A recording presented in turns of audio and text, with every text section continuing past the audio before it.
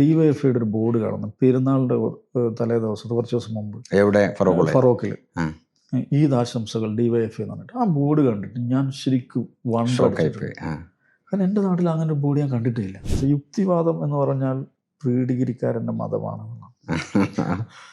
റിയാസിനെ ഇപ്പോൾ ആളുകൾ എന്താണ് ഈ മരുമണ്ണൊക്കെ പറഞ്ഞാൽ എനിക്ക് ഭയങ്കര ദേഷ്യമാണത്. കാരണം വെച്ചാൽ വളരെ വളരെ ചെറുപ്പം മുതലേ സംഘടനാ പ്രവർത്തനം അതിൻ്റെ ഉണ്ടല്ലോ. ഫാറൂഖ് കോളേജിലെ MSFൻ്റെ ആധിപത്യം നിൽക്കുന്ന ഒരു ക്യാമ്പസാണ്. അവിടെ ഫൈറ്റ് ചെയ്ത് വളർന്നു വന്നൊരു പ്രവർത്തകനാണ്. അപ്പോൾ അദ്ദേഹത്തെ പാർട്ടിയിൽ നിന്ന് പുറത്താക്കിയതിനാ ബദൽ രേഖ അവതരിപ്പിച്ചു. എവിടെ അവതരിപ്പിച്ചത്? പാർട്ടി സമ്മേളനത്തിൽ. ഷടാ അയാൾ ഈ കിഡ്സൺ കോർണറിലല്ല അവതരിപ്പിച്ചിരിക്കുന്നത്. നാദാപുരത്ത് മുസ്ലിം തറവാടുകളുടെ പേരുകൾ നോക്കിക്കഴിഞ്ഞാൽ ഈ സവർണ എലമെന്റുകൾ നമുക്ക് കാണാൻ പറ്റും. നായർ വീട്ടിൽ, നമ്പൂരിക്കണ്ടി. നമസ്കാരം. സീതാവൂതാണ് നമ്മളെ കൂടെ ഉള്ളത്. സീതാവൂദിനെ ഇൻട്രൊഡ്യൂസ് ചെയ്യേണ്ട ആവശ്യമില്ലല്ലോ ഇപ്പോഴത്തെ ഒരു കേരളീയ സാഹചര്യത്തിൽ. നമ്മൾ ദാവൂദിനെ ഇതുവരെ കേട്ട ആളുകൾക്കൊക്കെ അറിയാവുന്ന ഒരു ദാവൂദുണ്ട്. അല്ല അപ്പുറത്തേക്ക് സീതാവൂദിനെ എങ്ങനെ എക്സ്പ്ലോർ ചെയ്യാൻ കഴിയുമെന്നുള്ള ഒരു അന്വേഷണമാണ് ഈ ഇൻ്റർവ്യൂ ഞാൻ ഉദ്ദേശിക്കുന്നത്. അപ്പോൾ ആദ്യത്തെ ഞാനിപ്പോൾ ഇങ്ങനെ ദാവൂദിനെ കുറിച്ച് മനസ്സിലാക്കിയപ്പോൾ എനിക്ക് മനസ്സിലായ ഒരു സാധനം, ഒരു മകൻ്റെ പേര് ഫിദൽ എന്നാണ്. അപ്പം നിങ്ങളിപ്പോൾ എതിർക്കുന്ന അല്ലെങ്കിൽ നിങ്ങളെ കൂടുതൽ എതിർക്കുന്ന കേരളത്തിലെ ആളുകൾ ആഘോഷിക്കുന്ന ഒരു കമ്മ്യൂണിസ്റ്റ് നേതാവ്, അല്ലെങ്കിൽ കമ്മ്യൂണിസ്റ്റ് ആണെന്നുള്ള വേറൊരു ചർച്ച, പക്ഷെ കമ്മ്യൂണിസ്റ്റ് പാർട്ടി ആഘോഷിക്കുന്ന ഒരു ഐക്കണിൻ്റെ പേരാണ് മകനിട്ടത്. അവിടുന്ന് തുടങ്ങാൻ തോന്നുന്നു. എന്താണ് അതിൻ്റെ ഒരു കാരണം? മകന് ഫിദൽ എന്നുള്ള പേരിടാൻ എന്താ കാരണം എന്ന് വെച്ചാൽ, ഒന്നാമത് എനിക്ക് ആ പേര് ഭയങ്കര ഇഷ്ടമായിരുന്നു. അത് ഇഷ്ടാവിൻ്റെ കാരണം എന്ന് വെച്ചാൽ ഓഫ് കോഴ്സ് ഫിദൽ കാസ്ട്രോവിനോട് എനിക്കൊരു എന്താ പറയുക, ഒരു സ്നേഹം ഉണ്ടായിരുന്നു. നമ്മുടെ ഉള്ളിൽ ഒരു സ്നേഹമുള്ള ഒരാളാണ്. ഒരു റവല്യൂഷൻ, ശൂന്യതയിൽ നിന്ന് ഒരു വിപ്ലവം, ഒരു മൂവ്മെൻ്റ് ഉണ്ടാക്കിയെടുക്കുന്നു. എന്താണ് ജൂലൈ 26 മൂവ്മെൻറ്റ്. ഒരു മൂവ്മെൻ്റ് ഉണ്ടാക്കിയെടുക്കുന്നു, അതിനെ ഒരു എത്തിക്കുന്നു, അതിലൂടെ ഒരു ഭരണകൂടം സ്ഥാപിക്കുന്നു. അത് ലോകത്തിൻ്റെ തന്നെ ഒരുപാട് ക്രൈസിസിലൂടെ പോയിട്ട് ലോകത്തെ തന്നെ ഒരു ശ്രദ്ധാകേന്ദ്രമായി മാറുന്നു. വളരെ ദുർബലനായിരിക്കുമ്പോഴും ശക്തനായ ഒരു മനുഷ്യൻ എന്നുള്ള ഒരു സംഗതി. ആ നിലയ്ക്ക് എനിക്ക് ആ മനുഷ്യനോട് വലിയ ഇതുണ്ടായിരുന്നു. അത് നിശ്ചയമായിട്ട് അത് ആകർഷിച്ചിട്ടുണ്ട്. എന്തോ ആ പേരിനോടൊരു കൗതുകം ഉണ്ടായിരുന്നു. പിന്നെ ഫിഡൽ കാസ്ട്രോയുടെ അദ്ദേഹം ഒരു കമ്മ്യൂണിസ്റ്റ് ആണെന്ന് ചോദിച്ചാൽ അദ്ദേഹം വിപ്ലവം തുടങ്ങുമ്പോൾ അവിടുത്തെ കമ്മ്യൂണിസ്റ്റ് പാർട്ടി അദ്ദേഹത്തിനെതിരായിരുന്നു. അഡ്വഞ്ചറിസമാണ്, മിസ്കാൽക്കുലേഷനാണ്, അഡ്വഞ്ചറിസമാണ്, എന്താണ് ഐഡിയോളജിക്കലി പൂറാണ്. ഇതൊക്കെയായിരുന്നു അവിടുത്തെ ഔദ്യോഗിക കമ്മ്യൂണിസ്റ്റ് പാർട്ടിയുടെ നിലപാട്. പക്ഷെ വിപ്ലവം വിജയിച്ചപ്പോൾ കമ്മ്യൂണിസ്റ്റ് പാർട്ടി പുള്ളിയുടെ കൂടെ കൂടി. മാത്രമല്ല ഭരണകൂടം സ്ഥാപിതമായതിനു ശേഷം ഫിഡൽ കാസ്ട്രോയെ സംബന്ധിച്ചിടത്തോളം ചില കമ്പൽഷൻസ് ഉണ്ടായിരുന്നു. കാരണം അന്നത്തെ ഒരു ഗ്ലോബൽ പൊളിറ്റിക്കൽ കോണ്ടെക്സ്റ്റിൽ അമേരിക്കയുടെ ഭയങ്കരമായിട്ടുള്ള പ്രശ്നമുണ്ട്. അപ്പോൾ സോവിയറ്റ് യൂണിയനാണ് ഇപ്പുറത്ത് കിടക്കുന്നത്. സോവിയറ്റ് യൂണിയനായിട്ട് അലൈൻ ചെയ്യാതെ സർവൈവ് ചെയ്യാൻ പറ്റില്ല എന്നൊരു പ്രശ്നം ഫിഡൽ കാസ്ട്രോയ്ക്ക് ഉണ്ടായിരുന്നു. അങ്ങനെയാണ് ഈ ഇദ്ദേഹത്തിൻ്റെ മൂവ്മെൻറ്റും ഈ അവിടുത്തെ PSP എന്നെന്താണ് പേര്, അവിടുത്തെ കമ്മ്യൂണിസ്റ്റ് പാർട്ടി, അവർ ലയിക്കുന്നത്. അവർ ഒത്തുപോകാൻ തീരുമാനിക്കുന്നു. പിന്നെ ലോകത്തുള്ള കമ്മ്യൂണിസ്റ്റ് പാർട്ടികളൊക്കെ ഇദ്ദേഹത്തെ ഐക്കോണാക്കിക്കൊണ്ട് നടക്കുന്നു. അപ്പോൾ നമ്മളൊരു ക്ലാസിക്കൽ സെൻസിൽ ഒരു കമ്മ്യൂണിസ്റ്റ്, ഒരു മാർക്സിസ്റ്റ് പറയാവുന്ന ഒരാളല്ല ഫിദൽ. അതല്ല, അപ്പോഴും ബന്ന ഒരുപാട് മുസ്ലിം പേരുകൾ മാറ്റി നിർത്തിയിട്ടാണ് ഈ ഫിദൽ ഇടുന്നത്. അപ്പോൾ അങ്ങനെ ഒരു പ്രത്യേക താല്പര്യത്തിനൊരു കാരണം ഉണ്ടോ? അങ്ങനെ ഭയങ്കരമായിട്ടൊരു ഇതൊന്നുമില്ല. ഒരു അട്രാക്ഷൻ ഉണ്ടായിരുന്നു. ആ മനുഷ്യനോടൊരു സ്നേഹം ഉണ്ടായിരുന്നു. ആ പേരിനോട് സവിശേഷമായിട്ടുള്ളൊരു അട്രാക്ഷൻ ഉണ്ടായിരുന്നു. അങ്ങനെ എടുത്തതാണ്. പിന്നെ നമ്മളെ ഇങ്ങനെ തുടങ്ങുമ്പോൾ എവിടുന്നാണ് സീതാവൂദ് തുടങ്ങുന്നത്? അങ്ങനെ ഒരു സാധനം ഉണ്ടല്ലോ. അപ്പം നമ്മൾ ഇങ്ങനെ വരുമ്പോൾ സീതാവൂദിൻ്റെ ഗ്രാമം വാണിമേൽ ഒരുപാട് ജമാഅത്ത് നേതാക്കൾ, അല്ലെങ്കിൽ ജമാഅത്തിൻ്റെ നിലവിലുള്ള വേളം മുഹമ്മദ് അടക്കമുള്ള കുറേ ആളുകൾ, ഒരു ജമാഅത്ത് പശ്ചാത്തലമുള്ള ഒരു നാടാണല്ലോ. അങ്ങനെ ഉണ്ടോ? ബേസിക്കലി ഞാൻ ടെക്നിക്കലി പറയുകയാണെങ്കിൽ ഞാൻ വാണിമേൽക്കാരനല്ല. ഈ നരിപ്പറ്റ എന്നാണ് ഞാൻ ജനിച്ച ഗ്രാമത്തിൻ്റെ പേര്. നരിപ്പറ്റ എന്ന് പറയുന്നത് നാദാപുരം മേഖലയുള്ള ഒരു പഞ്ചായത്താണ്. പക്ഷേ നരിപ്പറ്റ പഞ്ചായത്തിൻ്റെ ഒരു അതിർത്തിയിലാണ് എൻ്റെ വീട്. വാണിമേൽ പുഴ, പക്ഷേ വീടിന് മുന്നിൽ പുഴയാണ്. പുഴ കടന്നാൽ വാണിമേൽ. അപ്പോൾ വാണിമേലുമായിട്ടാണ് എൻ്റെ ബന്ധം. പഠിച്ചത് മദ്രസയാണെങ്കിലും സ്കൂളാണെങ്കിലും നമ്മുടെ സൗഹൃദങ്ങളാണെങ്കിലും എല്ലാം വാണിമേൽ. അപ്പോൾ ബാണിയക്കാരൻ എന്ന് പറയും, ഒരു സാധാരണ ബാണിയക്കാരൻ എന്ന നിലയിലാണ് അറിയപ്പെട്ടത്. പക്ഷെ ടെക്നിക്കലി ഞാൻ നരിപ്പറ്റക്കാരനാണ്. പ്രശ്നം വെച്ചാൽ പക്ഷേ നരിപ്പറ്റ പഞ്ചായത്ത് കൈവേലി എന്ന് പറഞ്ഞ സ്ഥലത്താണ് ഞങ്ങളുടെ പഞ്ചായത്ത് ആസ്ഥാനം. ഞാൻ എൻ്റെ പഞ്ചായത്ത് ഓഫീസ് ഞാൻ കണ്ടിട്ടുണ്ടോ എന്ന കാര്യത്തിൽ എനിക്ക് സംശയമാണ്. അതിന് അത്രയും നരിപ്പറ്റായിട്ട് ബന്ധമില്ല. വാണിമേലായിട്ടാണ്. വാണിമേലിൻ്റെ പ്രത്യേകത എന്ന് വെച്ചാൽ വാണിമേലിൽ എന്താണ് വിദ്യാസമ്പന്നരായ ധാരാളം മനുഷ്യരുള്ള നാടാണ്. മിക്കവാറും ഒരു വീട്ടിലൊരു ഗവൺമെൻറ് ഉദ്യോഗസ്ഥൻ അവിടെ ഉണ്ടാവും. ഇത് പറഞ്ഞ ഒരു സാമൂഹിക സാമുദായിക മതസംഘടനകൾ അവരെല്ലാവരും വളരെ ആക്റ്റീവായിട്ടുള്ള സ്ഥലമാണ്. പിന്നെ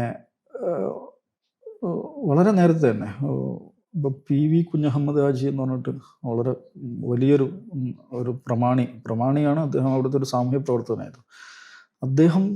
ഇപ്പോൾ പട്ടം താണു പിള്ളയായിട്ടൊക്കെ അദ്ദേഹത്തിന് വ്യക്തിപരമായ ബന്ധം ഉണ്ടായിരുന്ന ആളാണെന്ന് പറയുന്നത്.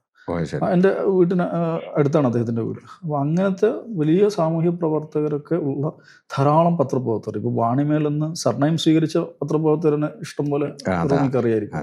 അങ്ങനെ അല്ലാത്ത, അങ്ങനെ പേരിൽ വാണിമേൽ ചേർക്കാത്ത ആളുകൾ, എഴുത്തുകാർ, പാട്ടുകാരൻ. അപ്പോൾ അതിൻ്റെയൊക്കെ ഒരു പശ്ചാത്തലം അതിലൂടെ വളർന്നു വന്ന ആളാണ്. ജമാഅത്തും അവിടെ ഉണ്ടായിരുന്നു. ജമാഅത്ത് അത്ര വലിയൊരു സംഘടനയല്ല.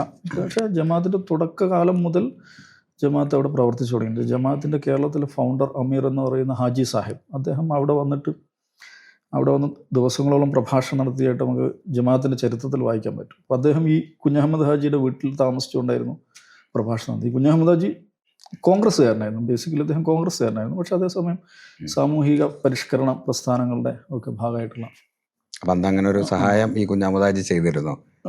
കുഞ്ഞഹമ്മദ് ഹാജിയുടെ വീട്ടിലാണ് ഇദ്ദേഹം താമസിച്ചിരുന്നതെന്നാണ് പറയുന്നത്. ഈ ഹാജി സാഹിബ് വീട്ടിൽ താമസിച്ചിട്ടാണ് അത്ര. അന്ന് ഇപ്പം ഒരു അദ്ദേഹത്തിൻ്റെ അന്നത്തെ നേതാക്കന്മാരുടെയൊക്കെ പ്രവർത്തന രീതി അങ്ങനെ ആയിരിക്കും. ഒരു പ്രദേശത്ത് പോയി കഴിഞ്ഞാൽ അവിടെ താമസിക്കുക, ദിവസങ്ങളോളം അവിടെ ക്യാമ്പ് ചെയ്യുക, പ്രഭാഷണം നടത്തിയ ആളുകളെ കാണുക, അതാണല്ലോ അന്നത്തെ രീതി. അപ്പോൾ അവിടെ താമസിച്ച് പ്രഭാഷണ പരമ്പര നടത്തിയിരുന്നതാണ് പറയുന്നത്. അപ്പം ഞാൻ അതിലൊരു ഇടപെടുന്നത് എന്താ വെച്ചാൽ, ഇപ്പം ദാവൂദിനെ രൂപപ്പെടുത്തുന്നതിൽ ഈ കുറ്റ്യാടി നാദാപുരം മേഖലയിലെ ഒരു സംഘർഷങ്ങളുടെ ഒരു നിരന്തര ചരിത്രം ഉണ്ടല്ലോ, അതിനെത്ര പങ്കുണ്ട്, അല്ലെങ്കിൽ അതിൻ്റെ ഒരു ഓർമ്മകൾ എന്താണ്? സംഘർഷങ്ങൾ നമ്മൾ ചെറുപ്പത്തിലേ കാണുന്നുണ്ട്. സംഘർഷങ്ങൾ ഇപ്പോൾ ഉദാഹരണം പറഞ്ഞാൽ 87 ഏറ്റവും ദീർഘനാളുകൾ ഈ കുഴപ്പം നിലനിന്നൊരു കാലമാണ്. 87 ഒക്ടോബർ, നവംബർ, ആ കാലം. വാരിയം കണ്ടി കുഞ്ഞഹമ്മദ് ഹാജി എന്ന് പറഞ്ഞിട്ട്, വാരിയം കുന്നത്തല്ല, വാരിയം കണ്ടി കുഞ്ഞഹമ്മദ് ഹാജി എന്ന് പറഞ്ഞിട്ട് ഒരാൾ കൊല്ലപ്പെടുന്നത്, മുസ്ലിം ലീഗ് പ്രവർത്തകൻ. എൻ്റെ ഒരു അകന്ന ബന്ധു കൂടെയാണ്. എൻ്റെ ഉമ്മ വഴിക്കുള്ള ഒരു അകന്ന ബന്ധു കൂടെയാണ്. ഞാൻ 7ാം ക്ലാസ് പഠിക്കുമ്പോഴാണ്. അപ്പോൾ ഏതാണ്ടൊരു ഒരു മാസത്തിലേറെ സ്കൂളിൽ പോകാതെ ആയിട്ടുണ്ട് ആ സമയത്ത്. കാരണം സ്കൂളുകളൊക്കെ അടഞ്ഞു കിടക്കുകയാണ്.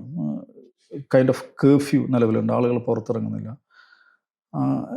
മൊത്തം അതിൽ 14ഓളം ആളുകൾ 2-2.5 മാസം നീണ്ടു നിൽക്കുന്ന ആ സംഘർഷത്തിൽ 1 ഡസനിലേറെ ആളുകൾ കൊല്ലപ്പെട്ടതാണ് എൻ്റെ ഓർമ്മ. 14 പേരെന്നാണ് എൻ്റെ കൃത്യം കണക്കല്ല, പിന്നെ ഇരുപക്ഷത്തുനിന്നായിട്ട്.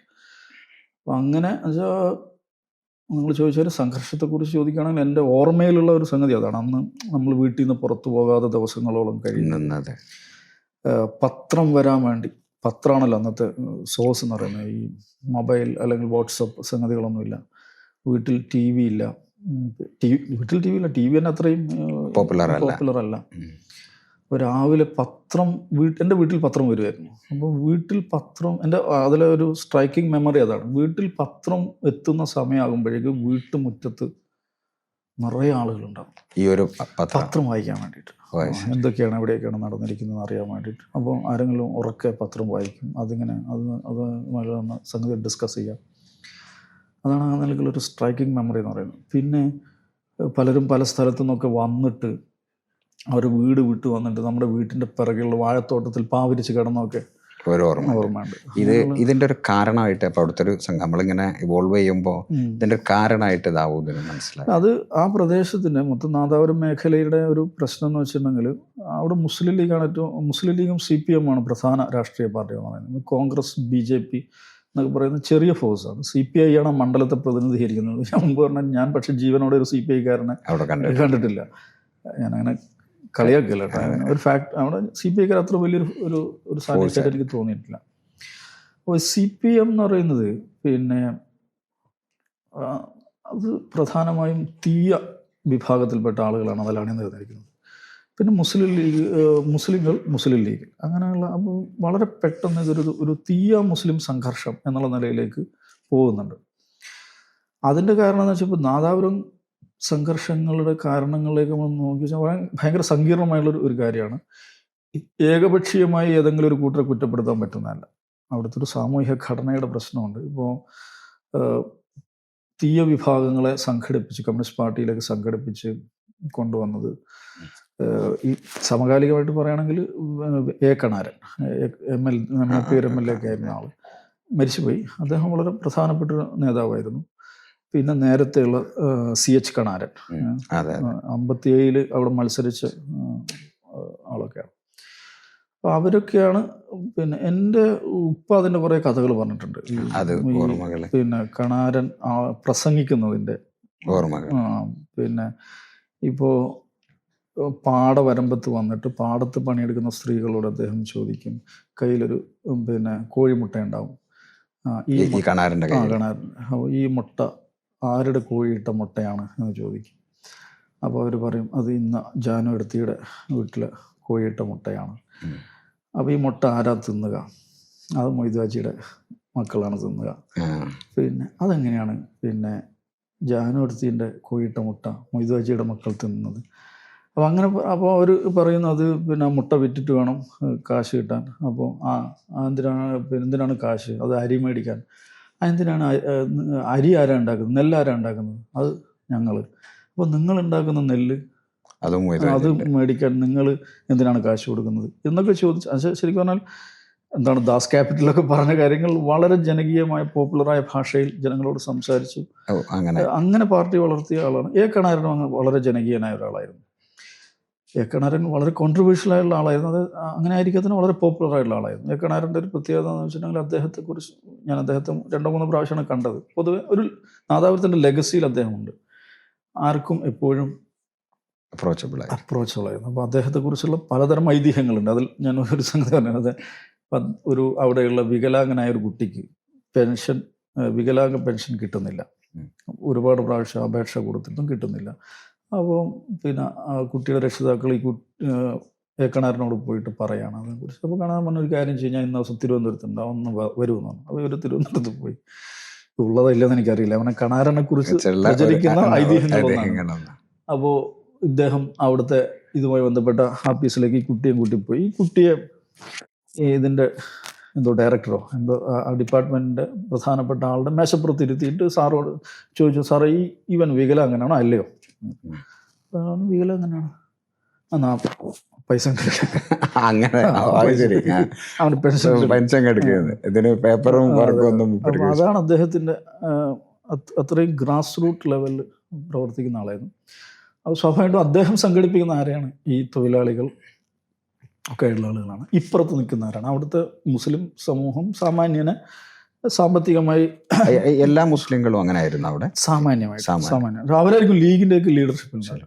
അപ്പോൾ ഞാനതിനെ കാണുന്നതെന്ന് വെച്ചിട്ടുണ്ടെങ്കിൽ, ഇപ്പം ഞാൻ മുമ്പ് നാദാപുരത്ത് തന്നെ നടന്നിട്ടുള്ള ഒരു പരിപാടിയിൽ പ്രസംഗിച്ചൊരു കാര്യമാണ്. നാദാപുരത്തെ ഒരു മുസ്ലിം പോപ്പുലേഷൻ മുസ്ലിം തന്നെ എടുത്തു നോക്കുകയാണെങ്കിൽ ഒരു ഹിന്ദു സവർണ വിഭാഗത്തിൽ നിന്ന് അതിൻ്റെ ചരിത്രം എന്താ?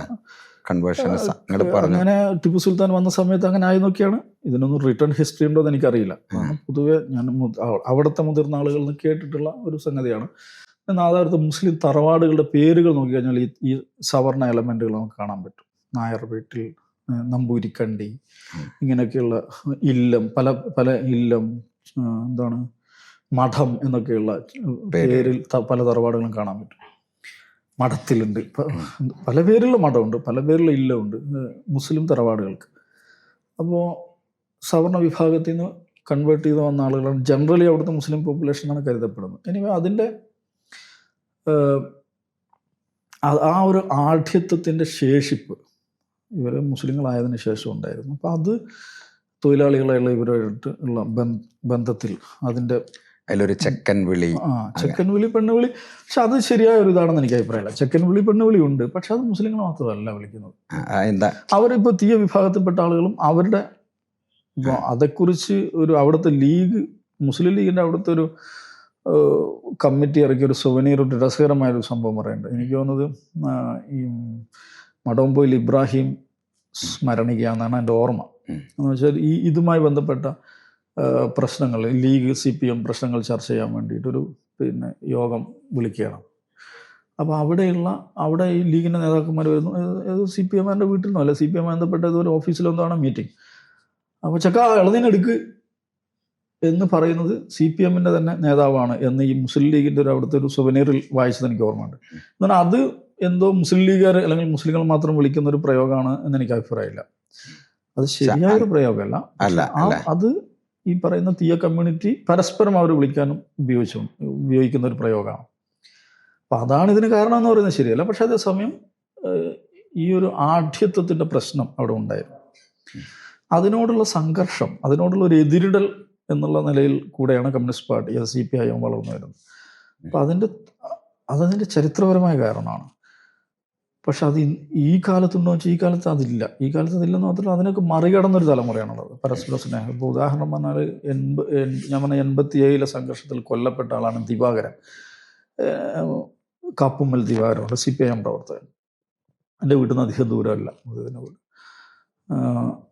ദിവാകരൻ കൊല്ലപ്പെടുന്നതിൻ്റെ തൊട്ട് മുമ്പത്തെ ആഴ്ച അദ്ദേഹത്തിൻ്റെ ഒരു ചികിത്സാവശ്യാർത്ഥം ഞങ്ങളുടെ മഹല്ല് പള്ളിയിൽ പിരിവ് നടന്നിട്ടുണ്ട്. ഈ ദിവാകരന് വേണ്ടിയിട്ട്. മഹല്ല് സുന്നിപ്പള്ളിയാണ് അല്ല, മുജാഹിദ് ജമാഅത്തുകാരും സംയുക്തമായി നടത്തുന്ന പള്ളിയാണ്. അവിടെ പിരിവ് നടന്നിട്ടുണ്ട്. അപ്പം അങ്ങനെയുള്ള വെച്ചാൽ ആ നിലക്കുള്ള സ്നേഹം, അതിഭയങ്കരമായി സ്നേഹിക്കുന്ന മനുഷ്യരാണ്. പരസ്പരം സ്നേഹവും പങ്കുവെക്കലൊക്കെ ഉള്ളതാണ്. പക്ഷെ അതേസമയം ഈ സംഘാടനം, പ്രാഥമികമായ സംഘാടനം, കമ്മ്യൂണിസ്റ്റ് പാർട്ടിയുടെ സംഘാടനം എന്ന് പറയുന്നൊരു ഇതിനെതിരായിട്ടുള്ള ഒരു അതിൻ്റെ ഒരു തുടർച്ച അതിനകത്ത് ഉണ്ടാവും. അപ്പം അതിൽ പിന്നെ ഞാൻ പറയുന്നത് ഏതെങ്കിലും ഒരു വിഭാഗത്തെ മാത്രം കുറ്റം പറയാൻ പറ്റില്ല. രണ്ടു കൂട്ടർക്കും അതിൽ പിഴവുകൾ പറ്റില്ല. ഈ സംഘാടനത്തെ കമ്മ്യൂണലായിട്ടാണോ സംഘടിപ്പിച്ചതെന്നൊരു പ്രശ്നമുണ്ട്. ഈ അപ്പുറത്ത് ഈ പറഞ്ഞ ആഢ്യത്വത്തിൻ്റെ എലമെൻറ്റുകൾ എത്രത്തോളം ഉണ്ട് എന്നുള്ളൊരു പ്രശ്നമുണ്ട്. പക്ഷെ എനിക്ക് തോന്നുന്നു നാദാപുരത്തുകാർ അതിനെ മറികടന്ന് കഴിഞ്ഞു എന്നാണ് എനിക്ക് തോന്നുന്നത്. ഈ മുസ്ലിങ്ങളൊന്നും എൻ്റെ അന്ന് കമ്മ്യൂണിസ്റ്റ് പാർട്ടിയോട് അടുക്കാതിരുന്നതിൻ്റെ മുസ്ലിങ്ങൾ കമ്മ്യൂണിസ്റ്റ് ഒരു മുസ്ലിം അതാണ് പറഞ്ഞത്. ഇതിൻ്റെ ഒരു സംഘാടനം ഇങ്ങനെയാണ്, അങ്ങനെയാണ് അത് സ്ട്രക്ചർ ചെയ്തത്. ബൈ ഡോക്ട്രിൻ കമ്മ്യൂണിസ്റ്റ് പാർട്ടി എന്ന് പറഞ്ഞാൽ ഈ തീയ തൊഴിലാളി ഇതാണെങ്കിലും ബൈ പ്രാക്ടീസ് അവിടെ തീയ സമൂഹത്തിന്റെ ഒരു സംഘടനയായിട്ടാണ്. ശരിക്കും അവിടെ ഒരു മുസ്ലിം പ്രോളിറ്റേറിയറ്റ് ഉണ്ടായിരുന്ന വർക്കിംഗ് ക്ലാസ് ഉണ്ട് അവിടെ. മുസ്ലിം വർക്കിംഗ് ക്ലാസ് ഉണ്ട്. പക്ഷേ അത് അവിടുത്തെ ഒരു ദേശാഭിമാനിയുടെ എന്താ പറയുക ഏജന്റ് ഒരു മുസ്ലിം പെണ്ണായിരുന്നു എന്നുള്ള ഒരു സാധനം ഞാൻ കേട്ടിട്ടുണ്ട്. അങ്ങനെ ഒരു ഓർമ്മയിലല്ല. ഞാൻ ഒരിക്കൽ ഞങ്ങൾ ഒരു ഇതുമായി ബന്ധപ്പെട്ട റിസർച്ച് നടത്തിയ സമയത്ത് അങ്ങനെ ഒരു സാധനം കിട്ടിയിരുന്നു. പിന്നെ എനിക്കത് ഞാൻ റൂമിൽ ഒരു കാര്യം പറയാം. അത് ഞാൻ പറഞ്ഞല്ലോ, ഞാൻ ഫറൂഖ് കോളേജിൽ പഠിക്കാൻ ചെല്ലുമ്പോഴാണ് അവിടെ DYFIയുടെ ഒരു ബോർഡ് കാണുന്നത്. പെരുന്നാളിന്റെ തലേ ദിവസം കുറച്ച് ദിവസം മുമ്പ് എവിടെ ഫറൂഖിൽ ഈദ് ആശംസകൾ DYFI എന്ന് പറഞ്ഞിട്ട് ആ ബോർഡ് കണ്ടിട്ട് ഞാൻ ശരിക്കും കാരണം എൻ്റെ നാട്ടിൽ അങ്ങനെ ഒരു ബോർഡ് ഞാൻ കണ്ടിട്ടില്ല. ഭയങ്കര രസം എന്താ വെച്ചാല് ഞാൻ ലക്ഷദ്വീപ് ചുമതല ഉണ്ടായിരുന്നു എനിക്ക് DYFI. അപ്പൊ അവിടുത്തെ പാർട്ടി ഫാംലെറ്റ് തുടങ്ങുന്ന അസ്സലാമു അലൈക്കും. എനിക്കത് എന്നെ സംബന്ധിച്ചൊരു ഭയങ്കര ഷോക്കായിരുന്നു. അതാണ് ഇപ്പൊ നിങ്ങൾക്ക് ഉണ്ടായ ഒരു കൾച്ചറൽ ഷോക്ക്. അതെന്ന് വെച്ചാൽ നമ്മുടെ നാട്ടില് ഇപ്പൊ ഇനി അങ്ങനെ ഉണ്ടോന്ന് എനിക്കറിയില്ല. എൻ്റെ ഓർമ്മയിൽ അങ്ങനെ DYFI ഈദാശംസ ഇപ്പൊ ഈദിനും നബിദിനത്തിനൊക്കെ പറയുന്നുണ്ട്. പക്ഷെ നോക്കൂ, ഫറൂഖ് തന്നെ കോഴിക്കോടിലുള്ള ആ അറ്റാണ്, വാണിമേൽ എന്ന് പറയുന്നത് ഈ അറ്റാണ്. അപ്പോൾ രണ്ടറ്റത്ത് അവരുടെ ഒരു എൻഗേജ്മെൻറ്റ്, ഇപ്പോൾ DYFIക്കാരെ കുറിച്ച് പറയുമ്പോൾ അവരുടെ ഒരു എൻഗേജ്മെൻറ്റ് ഇല്ലാത്തതുകൊണ്ടായിരിക്കാം, ആ നിലക്ക് ഇല്ലാത്തതുകൊണ്ടായിരിക്കാം. ഇതൊക്കെ ഞാൻ പറഞ്ഞുതരാം. ഈ നാദാപുരത്ത് ഷിബിൻ വധം നടക്കുന്നുണ്ട്. എനിക്ക് തോന്നുന്നു 2013 മറ്റായിരിക്കും. ഷിബിൻ വധത്തെ തുടർന്ന് ഒരു DYFIയുടെ പ്രവർത്തനം മുസ്ലിംകാരാണ് പ്രതികരിക്കുന്നത്. അതിനുശേഷം വലിയ സംഘർഷം ഉണ്ടാകുന്നു. ആ നാദാപുരത്തെ കോടഞ്ചേരി എന്ന് പറഞ്ഞിട്ടൊരു സെറ്റിൽമെൻ്റ് ഉണ്ട്. ഒരു ചെറിയ നൈബർഹുഡാണ്. അവിടുത്തെ മുഴുവൻ വീടുകളും കൊള്ളയടിക്കപ്പെട്ടു. മുഴുവൻ മുസ്ലിം വീടുകളും കൊള്ളയടിക്കപ്പെട്ടു. മാരകമായി കൊള്ളയടിക്കപ്പെട്ടു. കോടിക്കണക്കിന് രൂപയുടെ സ്വത്തുക്കൾ കൊള്ളയടിക്കപ്പെട്ടു. അപ്പോൾ ഉമ്മൻചാണ്ടിയാണ് ഭരിക്കുന്നത്. സ്വാഭാവികമായിട്ടും പ്രതികളെ പിടിക്കാനുള്ള വളരെ ഊർജിതമായ ശ്രമമാണ്. പ്രതികളെ പിടിക്കുന്നു. പ്രതികളെ പിടിച്ചു വരുമ്പോഴേക്ക് കുറേയധികം പ്രതികളെ പിടിച്ചു വരുമ്പോഴേക്ക് അതിൽ CPMകാരുണ്ട്, CPIക്കാരുണ്ട്, RMPക്കാരുണ്ട്. അതെ, RMP ഉണ്ടായി വന്ന സമയമാണ്. പക്ഷെ ഇതിൽ പ്രതികൾ ഇവർ 3 പേരുണ്ട്. പക്ഷെ അവരുടെ അളവനുസരിച്ച് അവരുടെ എണ്ണം കുറവാണ്, പക്ഷെ ഉണ്ടായിരുന്നു. അതിൽ നിന്ന് മനസ്സിലാക്കാം ഏതാണ് അവിടുത്തെ ഒരു സംഘാടനം എങ്ങനെയായിരുന്നു. ഇപ്പുറത്ത് അങ്ങനെയാണ്. ഇപ്പം മുസ്ലിം ലീഗ് എന്ന് പറഞ്ഞിട്ട് നിൽക്കുന്നതെല്ലാം മുസ്ലിം ലീഗിൻ്റെ മെമ്പർമാരാണെന്ന് വെച്ചാൽ അങ്ങനെ. അത് ജനറൽ മുസ്ലിം പോപ്പുലേഷനാണ്. ഇപ്പുറത്തൊരു ജനറൽ തീയ പോപ്പുലേഷൻ. ഇതാണ് അവിടുത്തെ ഒരു സംഘാടനത്തിൻ്റെ ലൈനപ്പ് എന്ന് പറയുന്നത്. അത് കഴിഞ്ഞ് ഇനിയിപ്പോൾ നമ്മൾ നിങ്ങളുടെ ഒരു വിദ്യാഭ്യാസം അപ്പോൾ ഈ നാടുമായി ബന്ധപ്പെട്ട് ഈ പാരൻസിനെ കുറിച്ചുള്ള ഒരു ഓർമ്മകൾ. പാരൻസിന് വാപ്പ ഒരു എന്താ പറയാ കർഷക തൊഴിലാളിയായിരുന്നു. കർഷക മൗലവിയാണെന്നൊക്കെ. മൗലവി എന്ന് പേരിലുണ്ട്, പക്ഷെ ആക്ച്വലി അത് മൗലവി ആയിരുന്നില്ല. പിന്നെ എങ്ങനെ ഈ മൗലവി വന്നത്? ആളുകൾ വിളിച്ചാണ് അത്. ദാവൂദിന്റെ വാപ്പയാവുന്ന അറിഞ്ഞിട്ട് വിളിച്ചാണോ? അങ്ങനെ നല്ല വായനക്കാരനായിരുന്നു. വായനക്കാരൻ എന്ന് പറഞ്ഞിട്ടുണ്ടെങ്കിൽ പിന്നെ ഉറക്കെയാ വായിക്കുക, ഉറക്കെ വായിക്കും. അത് അതിങ്ങനെ നമ്മൾ കേൾക്കും. പിന്നെ ജീവിതത്തിൽ ഭയങ്കരമായ നിഷ്ഠ ഉണ്ടായിരുന്ന ആളായിരുന്നു. നിഷ്ഠ എന്ന് വെച്ചാൽ ഇപ്പോൾ അദ്ദേഹം ഈ കൃഷിപ്പണികൾക്ക് പുറമേ ഉള്ളതെന്ന് വെച്ചാൽ നാട്ടിലൊരു അറബിക് കോളേജ് ഉണ്ട്, ദാറുൽ ഹുദ അറബിക് കോളേജ് എന്നാണ്. ആ അറബിക് കോളേജ് എന്ന് പറഞ്ഞാൽ ഒരുപക്ഷെ ഇന്നും ആ കോളേജ് ഉണ്ട്. ഞാൻ പറഞ്ഞു PV കുഞ്ഞഹമ്മദ് ഹാജിയാണ് അതിൻ്റെ സ്ഥാപകൻ. ആ അറബിക് കോളേജിൻ്റെ പ്രത്യേകത എന്ന് വെച്ചിട്ടുണ്ടെങ്കിൽ അറബിക് കോളേജ് കം മദ്രസ. ഞാൻ ആ മദ്രസയിലാണ് പഠിച്ചത്. ഇപ്പോഴും മദ്രസയുണ്ട്. പിന്നെ സുന്നികളും മുജാഹിദുകളും ജമാഅത്തുകാരും സംയുക്തമായി നടത്തുന്ന കേരളത്തിലെ ഒരു പക്ഷേ ഏക മദ്രസയായിരിക്കും. മുജാഹിദും സുന്നിയും ജമാഅത്തും അങ്ങനെ സാധ്യത ഇപ്പോഴും ഉണ്ട്. കമ്മിറ്റിയാണ് അത്. കമ്മിറ്റിയാണ് ഇപ്പോഴും അതേ കമ്മിറ്റിയാണ്. ഇത് ഈ 3 കൂട്ടരുള്ള കമ്മിറ്റിയാണ്. 3 അല്ല, ഇപ്പൊ മുജാഹിദിലെ ഗ്രൂപ്പുകളും സുന്നിയിലെ ഗ്രൂപ്പുകളും ഉണ്ട്. 2 ഗ്രൂപ്പുകളുണ്ട്. എത്ര കുട്ടികളുണ്ട് അവിടെ? കൃത്യം പറയില്ല. ആ പ്രദേശത്തെ കുട്ടികളൊക്കെ അവിടെയാണ് ഇപ്പോഴും സ്റ്റിൽ. അപ്പൊ ഏതാണ് അവിടുത്തെ സിലബസ്? എല്ലാവരുടെയും മിക്സപ്പ് ചെയ്തിട്ട് എല്ലാവരുടെയും മിക്സപ്പ് ചെയ്യും. കമ്മിറ്റി തീരുമാനിക്കും. അപ്പൊ അഖ്ലാഖ് ഞാൻ അറബി മലയാളം പഠിച്ചിട്ടുണ്ട്, മലയാളത്തിലും പഠിച്ചിട്ടുണ്ട്. അപ്പൊ സുന്നികളുടെ അറബി മലയാളത്തിലായിരിക്കും, ഈ ജമാഅത്തിന്റെ മുജാഹിദിന്റെ മലയാളത്തിലായിരിക്കും. ഇതൊക്കെ മിക്സ് ചെയ്തിട്ടുള്ള. അപ്പോ ഇപ്പോഴും ഉണ്ട് കേട്ടോ. ഇപ്പൊ വളരെ ആക്റ്റീവായിട്ട്. കോളേജില്ല, കോളേജ് ഇപ്പൊ അഫ്സലുല്ലമൻ ഉണ്ടായിരുന്നു, അതൊക്കെ ഇപ്പം പോയി. TTC വർക്ക് ചെയ്യുന്നുണ്ട്. പക്ഷെ മദ്രസ വളരെ ഇൻടാക്ട് ആയിട്ട് വളരെ ആക്റ്റീവായിട്ട് ഇപ്പോഴും ഉണ്ട്. ഒരു പക്ഷേ എനിക്ക് തോന്നുന്നു കേരളത്തിൽ വേറെ ഉണ്ടോ എന്ന് എനിക്കറിയാം. അപ്പോൾ അവിടെ എന്താ ഞാൻ പറഞ്ഞത്, അപ്പോൾ അതിൻ്റെ റിസീവർ എന്ന് പറയുന്ന തസ്തികയിലുണ്ടായിരുന്നു ഉപ്പ. റിസീവർ എന്ന് പറഞ്ഞിട്ടുണ്ടെങ്കിൽ അവർക്ക് അവരുടെ വരുമാനം എന്ന് പറഞ്ഞിട്ടുണ്ടെങ്കിൽ പലരും നേർച്ചയാക്കിയിട്ടുള്ള തെങ്ങുകൾ, കമുങ്ങുകൾ, കുരുമുളക് പല സ്ഥലത്താണ് ഉണ്ടാകും. വഖഫ് ചെയ്ത്. ഇപ്പോൾ അന്ന് വെച്ചാൽ ഒരാളുടെ പറമ്പിൽ ഈ തെങ്ങ് ദാറുൽ ഹുദ, ഈ കമുങ്ങ് ദാറുൽ ഹുദ, വരുമാനം. പിന്നെ പിടിയരി, അവർ വീട്ടിൽ ചോറിന് അരി ഇടുമ്പോൾ ഒരു പിടി എടുത്തിട്ട് ഒരു കുടം ഉണ്ടാവും, ആ കുടത്തിലിടും. അത് കുറേ ആകുമ്പോൾ കുടം നിറയും. അപ്പം അത് കളക്ട് ചെയ്യാം. അതേമാതിരി ഇതിൽ വരുമാനം എടുക്കുക. ഈ തെങ്ങിൻ്റെയും കമുങ്ങിൻ്റെയും കുരുമുളകിൻ്റെയും കശുമാവിൻ്റെയും ഒക്കെ വരുമാനം എടുക്കുക. അതിന് തൊഴിലാളികളായിട്ട് അത് വാപ്പാൻ്റെ ഈ ഒരു വരുമാന മാർഗമായിരുന്നു. അതിന് മാസശമ്പളമാണ്. അപ്പോൾ അതിൽ ഒരിക്കലും ബാപ്പ ഇതൊക്കെ പറഞ്ഞ് നാട്ടിൽ എന്താ പറയുക, ഈ ഏക്കണാരനെ കുറിച്ച് പറഞ്ഞ ഐതിഹ്യം പോലെ പറഞ്ഞു. ബാപ്പ മരിച്ചപ്പോൾ പത്രത്തിലൊക്കെ അനുസ്മരണമായിട്ട് വന്നൊരു ഇതും കൂടെ ആയിരുന്നു. അപ്പോൾ അതിൽ ഒരു തവണ അദ്ദേഹം കമ്മിറ്റിക്ക് കത്ത് കൊടുത്തു. എന്താണ്, എനിക്ക് ഈ മാസത്തെ ശമ്പളം കുറയ്ക്കണം, കാരണം തേങ്ങയ്ക്ക് വില കുറഞ്ഞിട്ടുണ്ട്. അപ്പോൾ ഈ തേങ്ങ ഇതൊക്കെ വിറ്റിട്ട് പൈസ കൊടുക്കണം പറ്റും. അപ്പോൾ തേങ്ങയ്ക്ക് വില കുറവാണ്, അതുകൊണ്ട് ഈ മാസത്തെ ശമ്പളം കുറച്ച് തന്നാൽ മതി എന്ന് പറഞ്ഞ് കമ്മിറ്റി കത്ത് കൊടുത്തു. അത്രയും സ്വാധീനമായ അങ്ങനെ ഒരാൾ എൻ്റെ ശമ്പളം കുറക്കണം എന്ന് ആവശ്യപ്പെട്ടിട്ട് കത്ത് കൊടുത്ത ഒരു മനുഷ്യൻ. അപ്പോൾ അങ്ങനത്തെ ഒരു ജീവിതം, ആ ഒരു റെസ്പെക്റ്റ് വാപ്പാക്ക് ഉണ്ടായിരുന്നു നാട്ടിൽ. അതുകൊണ്ട് ഒക്കെ ആയിരിക്കും ആളുകൾ മൗലവി എന്ന് വിളിച്ചത്. ബേസിക്കലി അദ്ദേഹം ഒരു മൗലവി പട്ടം നേടിയ ആളല്ല. കാസർഗോഡ് ആലിയ അറബി കോളേജിലൊക്കെ പഠിക്കാൻ പോയിരുന്നു, പക്ഷെ അദ്ദേഹത്തിന് അത് ഈ വായന എന്ന് പറയുമ്പോൾ ഇപ്പോൾ വീട്ടിൽ നിന്ന് തന്നെ ഞങ്ങളൊക്കെ അറിയുന്ന, ഞാനൊരു ദേവ കോളേജിലൊക്കെ പഠിച്ച ഇപ്പോഴൊക്കെ അറിയുന്ന വലിയ വായനക്കാരനായിട്ട് അതിൻ്റെ ഒരു ഓർമ്മ എന്താ, ഉപ്പ എന്തായിരുന്നു വായിച്ചുകൊണ്ടിരുന്നത്? പ്രധാനമായും പിന്നെ പ്രബോധനം വാരികയും മാസികയും ഉണ്ടായിരുന്നു. പിന്നെ പല വരുന്നതൊക്കെ എന്തൊക്കെയാണോ കിട്ടുന്നത് അതൊക്കെ വായിക്കുക എന്നുള്ളതാണ്. പിന്നെ ഖുർആൻ എല്ലാ ദിവസവും സന്ധ്യക്ക് ഖുർആൻ. അത് പിന്നെ എല്ലാ വീടുകളിലും ഉള്ള ഒരു ചര്യാന്നല്ല. നമ്മൾ ഖുർആൻ വായിക്കുമ്പോൾ എന്തെങ്കിലും ചെറിയ പിശക് വന്നിട്ടുണ്ടെങ്കിൽ ഭയങ്കരമായിട്ട് മനസ്സിലാവും. ഭയങ്കരമായിട്ട് ശാസിക്കുമായിരുന്നു. അല്ല എന്താ വെച്ചാല് തജ്വീദ് അതാണോ അതോ അക്ഷരത്തിൽ തജ്വീദ്, അതിന്റെ പ്രൊനൗൺസിയേഷൻ, അറബിക് വാക്കുകൾ ശബ്ദ മദ്ദൊക്കെ മാറുന്നുണ്ടോ അല്ലെ? വളരെ ഭയങ്കര കണിശക്കാരനായിരുന്നു അതിനകത്ത്. ഖുർആന്റെ കാര്യത്തില് ഒരു തെറ്റി വായിക്കാൻ പാടില്ല, തെറ്റി ഓതാൻ പാടില്ല, അങ്ങനല്ല പറയാ. പിന്നെ ഉമ്മയെ കുറിച്ചുള്ള ഓർമ്മകൾ? ഉപ്പയുടെ ഒരു നേലായിട്ടുണ്ടായിരുന്ന ആളായിരുന്നു. ഉമ്മ ഈടെയാണ് മരണപ്പെട്ടത്. മരണപ്പെട്ടത് എവിടുത്തെ ഈ ആ ഭാഗത്ത് അടുത്ത് തന്നെ, ആ അടുത്ത് തന്നെ ഭാഗത്ത് ആയിരുന്നു. ഇതാണ്. അത് കഴിഞ്ഞ് പിന്നെ നാട്ടിലെ ഇതൊക്കെ കഴിഞ്ഞ് പിന്നെ സ്കൂളിംഗ് നാട്ടിൽ തന്നെയായിരുന്നു. ക്രസന്റ് ഹൈസ്കൂൾ എന്ന് പറയും, ഉം.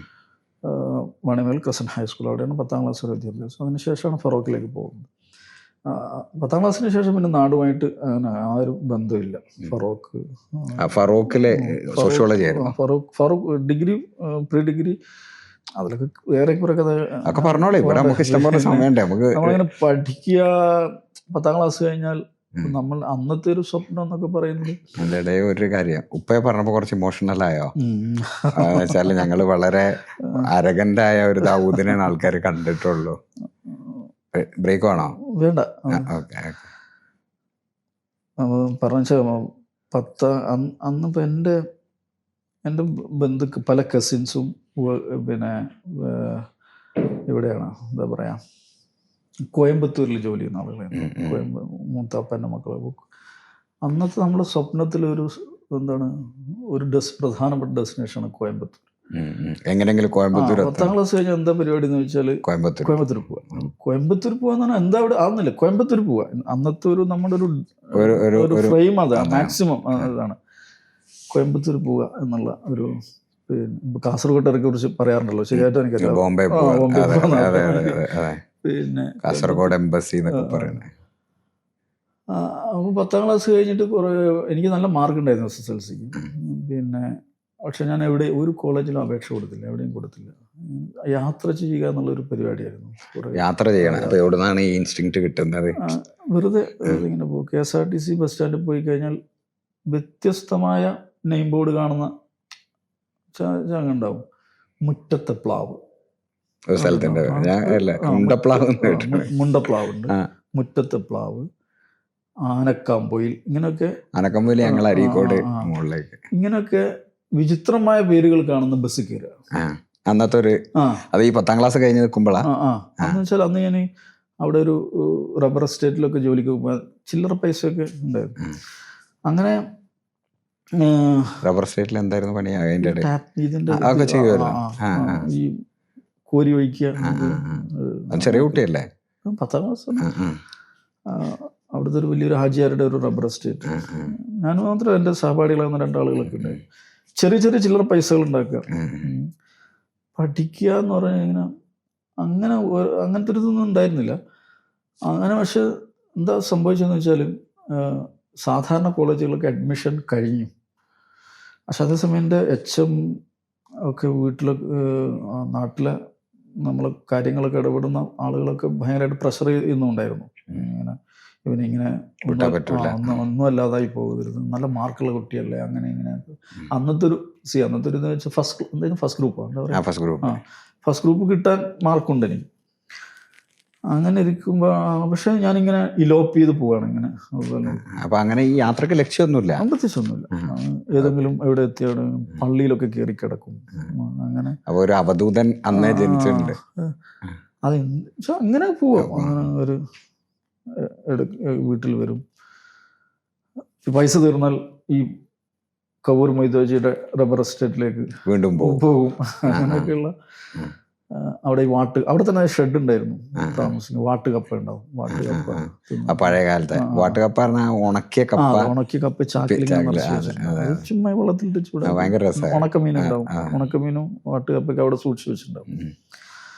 അത് ഭയങ്കര രസമുള്ള. പിന്നെ കാന്താരി മുളക് ഇങ്ങനെ അരച്ച് ഇതാക്കുക. അങ്ങനെ പോകുമ്പോഴാണ് ഇപ്പം ജ്യേഷ്ഠന്മാർ ഒക്കെ ഇങ്ങനെ ഹോസ്റ്റലുകളൊക്കെ പഠിക്കുകയാണ്. അവർക്ക് ഇങ്ങനെ ശ്രദ്ധിക്കാനൊന്നും പറ്റുന്നില്ലല്ലോ.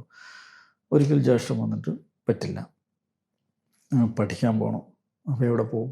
ഫറോക്കിൽ ഇർഷാദി എന്ന് പറഞ്ഞൊരു കോളേജുണ്ട്, അവരെടുക്കാമെന്ന് പറഞ്ഞിട്ട് ക്ലാസ്. എനിക്ക് അക്കാഡമിക്സ് തുടങ്ങിയിട്ട് 2-3 മാസമായിട്ടുണ്ട്. അങ്ങനെ അവിടെ കൊണ്ടുപോയി ചേർക്കുന്നു. ഇർഷാദി അവിടെയാണ് പ്രീ ഡിഗ്രി പഠിക്കുന്നത്. പ്രീ ഡിഗ്രി കഴിഞ്ഞു ഫറൂഖ് കോളേജിൽ. പ്രീ ഡിഗ്രിക്ക് എനിക്ക് അത്യാവശ്യം മാർക്ക് ഉണ്ടായിരുന്നു. ഫറൂഖ് കോളേജിൽ സോഷ്യോളജിക്ക് ചേർന്നു. അതാണ് പിന്നെ വാണിമേലിൽ നിന്ന് പുറത്തായിരുന്നു ജീവിതം. പിന്നെ വാണിമേലിന് ഔട്ടായി. വെച്ചാൽ പോകും വരും. അവിടെ ബന്ധുക്കളും സുഹൃത്തുക്കളും ഒക്കെ ഉണ്ട്, ബന്ധങ്ങളൊക്കെ ഉണ്ട്. പക്ഷെ കോഴിക്കോട് നഗരമായിരുന്നു. പിന്നെ മൗറോടായിരുന്നു നമ്മളൊരു തറവാടായിട്ട്. പിന്നെ നിങ്ങൾ മാറ്റിയത്. ആ, അങ്ങനെ ഉണ്ടായിരുന്നു. അങ്ങനെ ഫറൂഖ് കോളേജിലെ അനുഭവങ്ങള്? ഫറൂഖ് കോളേജ് വളരെ നല്ല ഫറൂഖ് കോളേജ് രസകരമുള്ള. ഈ ഇർഷാദിയ 2 കൊല്ലം തീർത്തു. ഇർഷാദിൽ പ്രീ ഡിഗ്രി കഴിഞ്ഞിട്ട് ഫറൂഖ് കോളേജ് ചെയ്യുന്നു സോഷ്യോളജി. അന്ന് ഓഫീസർ അന്നുണ്ടോ? അന്ന് HOD. പിന്നെ KEന്റെ സാന്നിധ്യമുണ്ട്. KN സോഷ്യോളജി അല്ല, പക്ഷെ സോഷ്യോളജി മലയാളം ഒരു സിംഗിൾ ഇതായിട്ടാണ്. പിന്നെ ഇപ്പോൾ കോട്ടക്കൽ MLA ആബിദ് സാറ്, നമ്മുടെ അധ്യാപകനായിരുന്നു. വളരെ നല്ലൊരു ഇതായിരുന്നു. പക്ഷെ ഞാൻ അവിടെ അങ്ങനെ ക്ലാസ്സിലൊന്നും അധികം കയറാറുണ്ടായിരുന്നില്ല. ഫറൂഖ് കോളേജിന്റെ പുറത്താണ് ആക്ടിവിറ്റി. ഞാൻ ക്യാമ്പസിലുണ്ട്. ക്യാമ്പസിൽ സംഘടനാ പ്രവർത്തനം. മുഹമ്മദ് റിയാസ്, നമ്മുടെ മന്ത്രിയുടെ റിയാസ് എന്ന് അവിടെ ഉണ്ട്. റിയാസ് നമ്മളടുത്ത്, റിയാസ് SFIയുടെ സെക്രട്ടറി ആയിരുന്നു. SIയുടെ ഭാരവാഹി. MSFന്റെ റഷീദ് അഹമ്മദ്, ഇപ്പൊ സിൻഡിക്കേറ്റിലൊക്കെ ഉള്ള റഷീദ് അഹമ്മദ്. ഞങ്ങൾ ഭയങ്കര റിയാസിനെ ഇപ്പൊ ആളുകൾ എന്താണ് ഈ മരുമോൻ എന്നൊക്കെ പറഞ്ഞാൽ എനിക്ക് ഭയങ്കര ദേഷ്യമാണത്. കാരണം വെച്ചാൽ വളരെ വളരെ ചെറുപ്പം മുതലേ സംഘടനാ പ്രവർത്തനം അതിന്റെ ഉണ്ടല്ലോ. ഫറൂഖ് കോളേജിലെ MSFന്റെ ആധിപത്യം നിൽക്കുന്ന ഒരു ക്യാമ്പസാണ്. അവിടെ ഫൈറ്റ് ചെയ്ത് വളർന്നു വന്നൊരു പ്രവർത്തകനാണ് റിയാസ്. പിന്നെ SFIയുടെ യൂണിറ്റ് സെക്രട്ടറി ആയിരുന്നു. UUC, ഞാനും അവനും UUC ആയിട്ട് പരസ്പരം മത്സരിച്ചിട്ടുണ്ട്. അവൻ ജയിച്ചു. റിയാസിനായിട്ട് ഇപ്പൊ ബന്ധമുണ്ടോ? മന്ത്രിയൊക്കെ ആയില്ല. അതിന്റെ മുന്നേ വരെ റിയാസ് ആ സൗഹൃദം കോളേജിന് ശേഷവും എല്ലാ കാലത്തും ഉണ്ടായിരുന്നു. മന്ത്രിയായ ശേഷമാണ് ആ നിലക്കുള്ളൊരു ഭയങ്കരമായ അടുപ്പില്ലാന്ന് വെച്ചാൽ അകൽച്ച കൊണ്ട് നല്ല കേട്ടോ അതിനർത്ഥം. രണ്ടുപേരുടെയും പ്രശ്നമുണ്ടല്ലോ. അത് കഴിഞ്ഞിട്ട് പിന്നെ ഫറൂഖ് കോളേജ് കഴിഞ്ഞ് പിന്നെ ഇങ്ങനെ കുറച്ച് അലച്ചിലും ഇതൊക്കെ ഉണ്ടായിരുന്നു. പിന്നെ ഫറൂഖ് കോളേജിൽ ഡിഗ്രി റാങ്ക് ഉണ്ടായിരുന്നോ? യൂണിവേഴ്സിറ്റി ടോപ്പോ അങ്ങനെയൊക്കെ?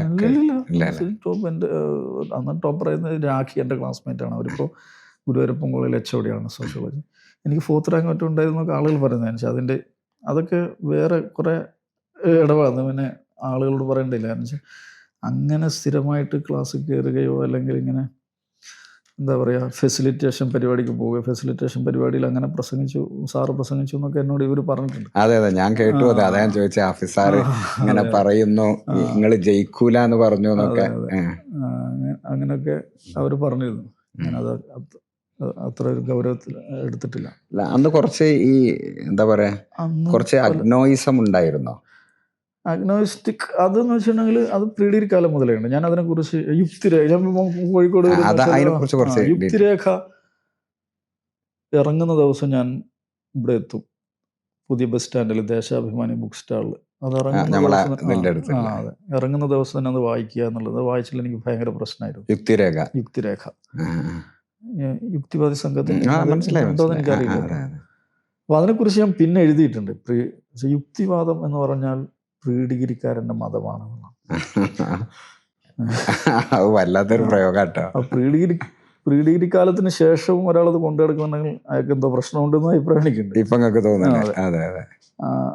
യുക്തിരേഖ. പിന്നെ അന്നത്തെ പ്രധാനപ്പെട്ട ഒരു സംഗതി എന്ന് വെച്ചിട്ടുണ്ടെങ്കിൽ യുവജനവേദി വളരെ ആക്റ്റീവായിരുന്ന കാലത്ത്. CPIML റെഡ് ഫ്ലാഗിൻ്റെ യുവജനവേദി. KT കുഞ്ഞിക്കണ്ണനാണ് നേതാവ്. ഈ ലോകത്ത് എന്ത് പ്രശ്നം ഉണ്ടായാലും കുഞ്ഞിക്കണ്ണൻ നമ്മുടെ കിഡ്സ് കോർണറിൽ വന്ന് പ്രസംഗിക്കും. ലൈബ്രറിനപ്പുറം. അത് എൻ്റെ ഒരു എന്താ പറയുക വൈജ്ഞാനിക മണ്ഡലത്തെ വികസിപ്പിക്കുന്നതിൽ പ്രധാന പങ്കുവഹിച്ച ഒരാളായിട്ട് ഞാൻ നിശ്ചയമായിട്ടും പറയാം. കുഞ്ഞിക്കണ്ണൻ അറിയോ? അദ്ദേഹത്തോട് എന്നെ പറഞ്ഞിട്ടുണ്ടോന്ന് എനിക്കറിയില്ല.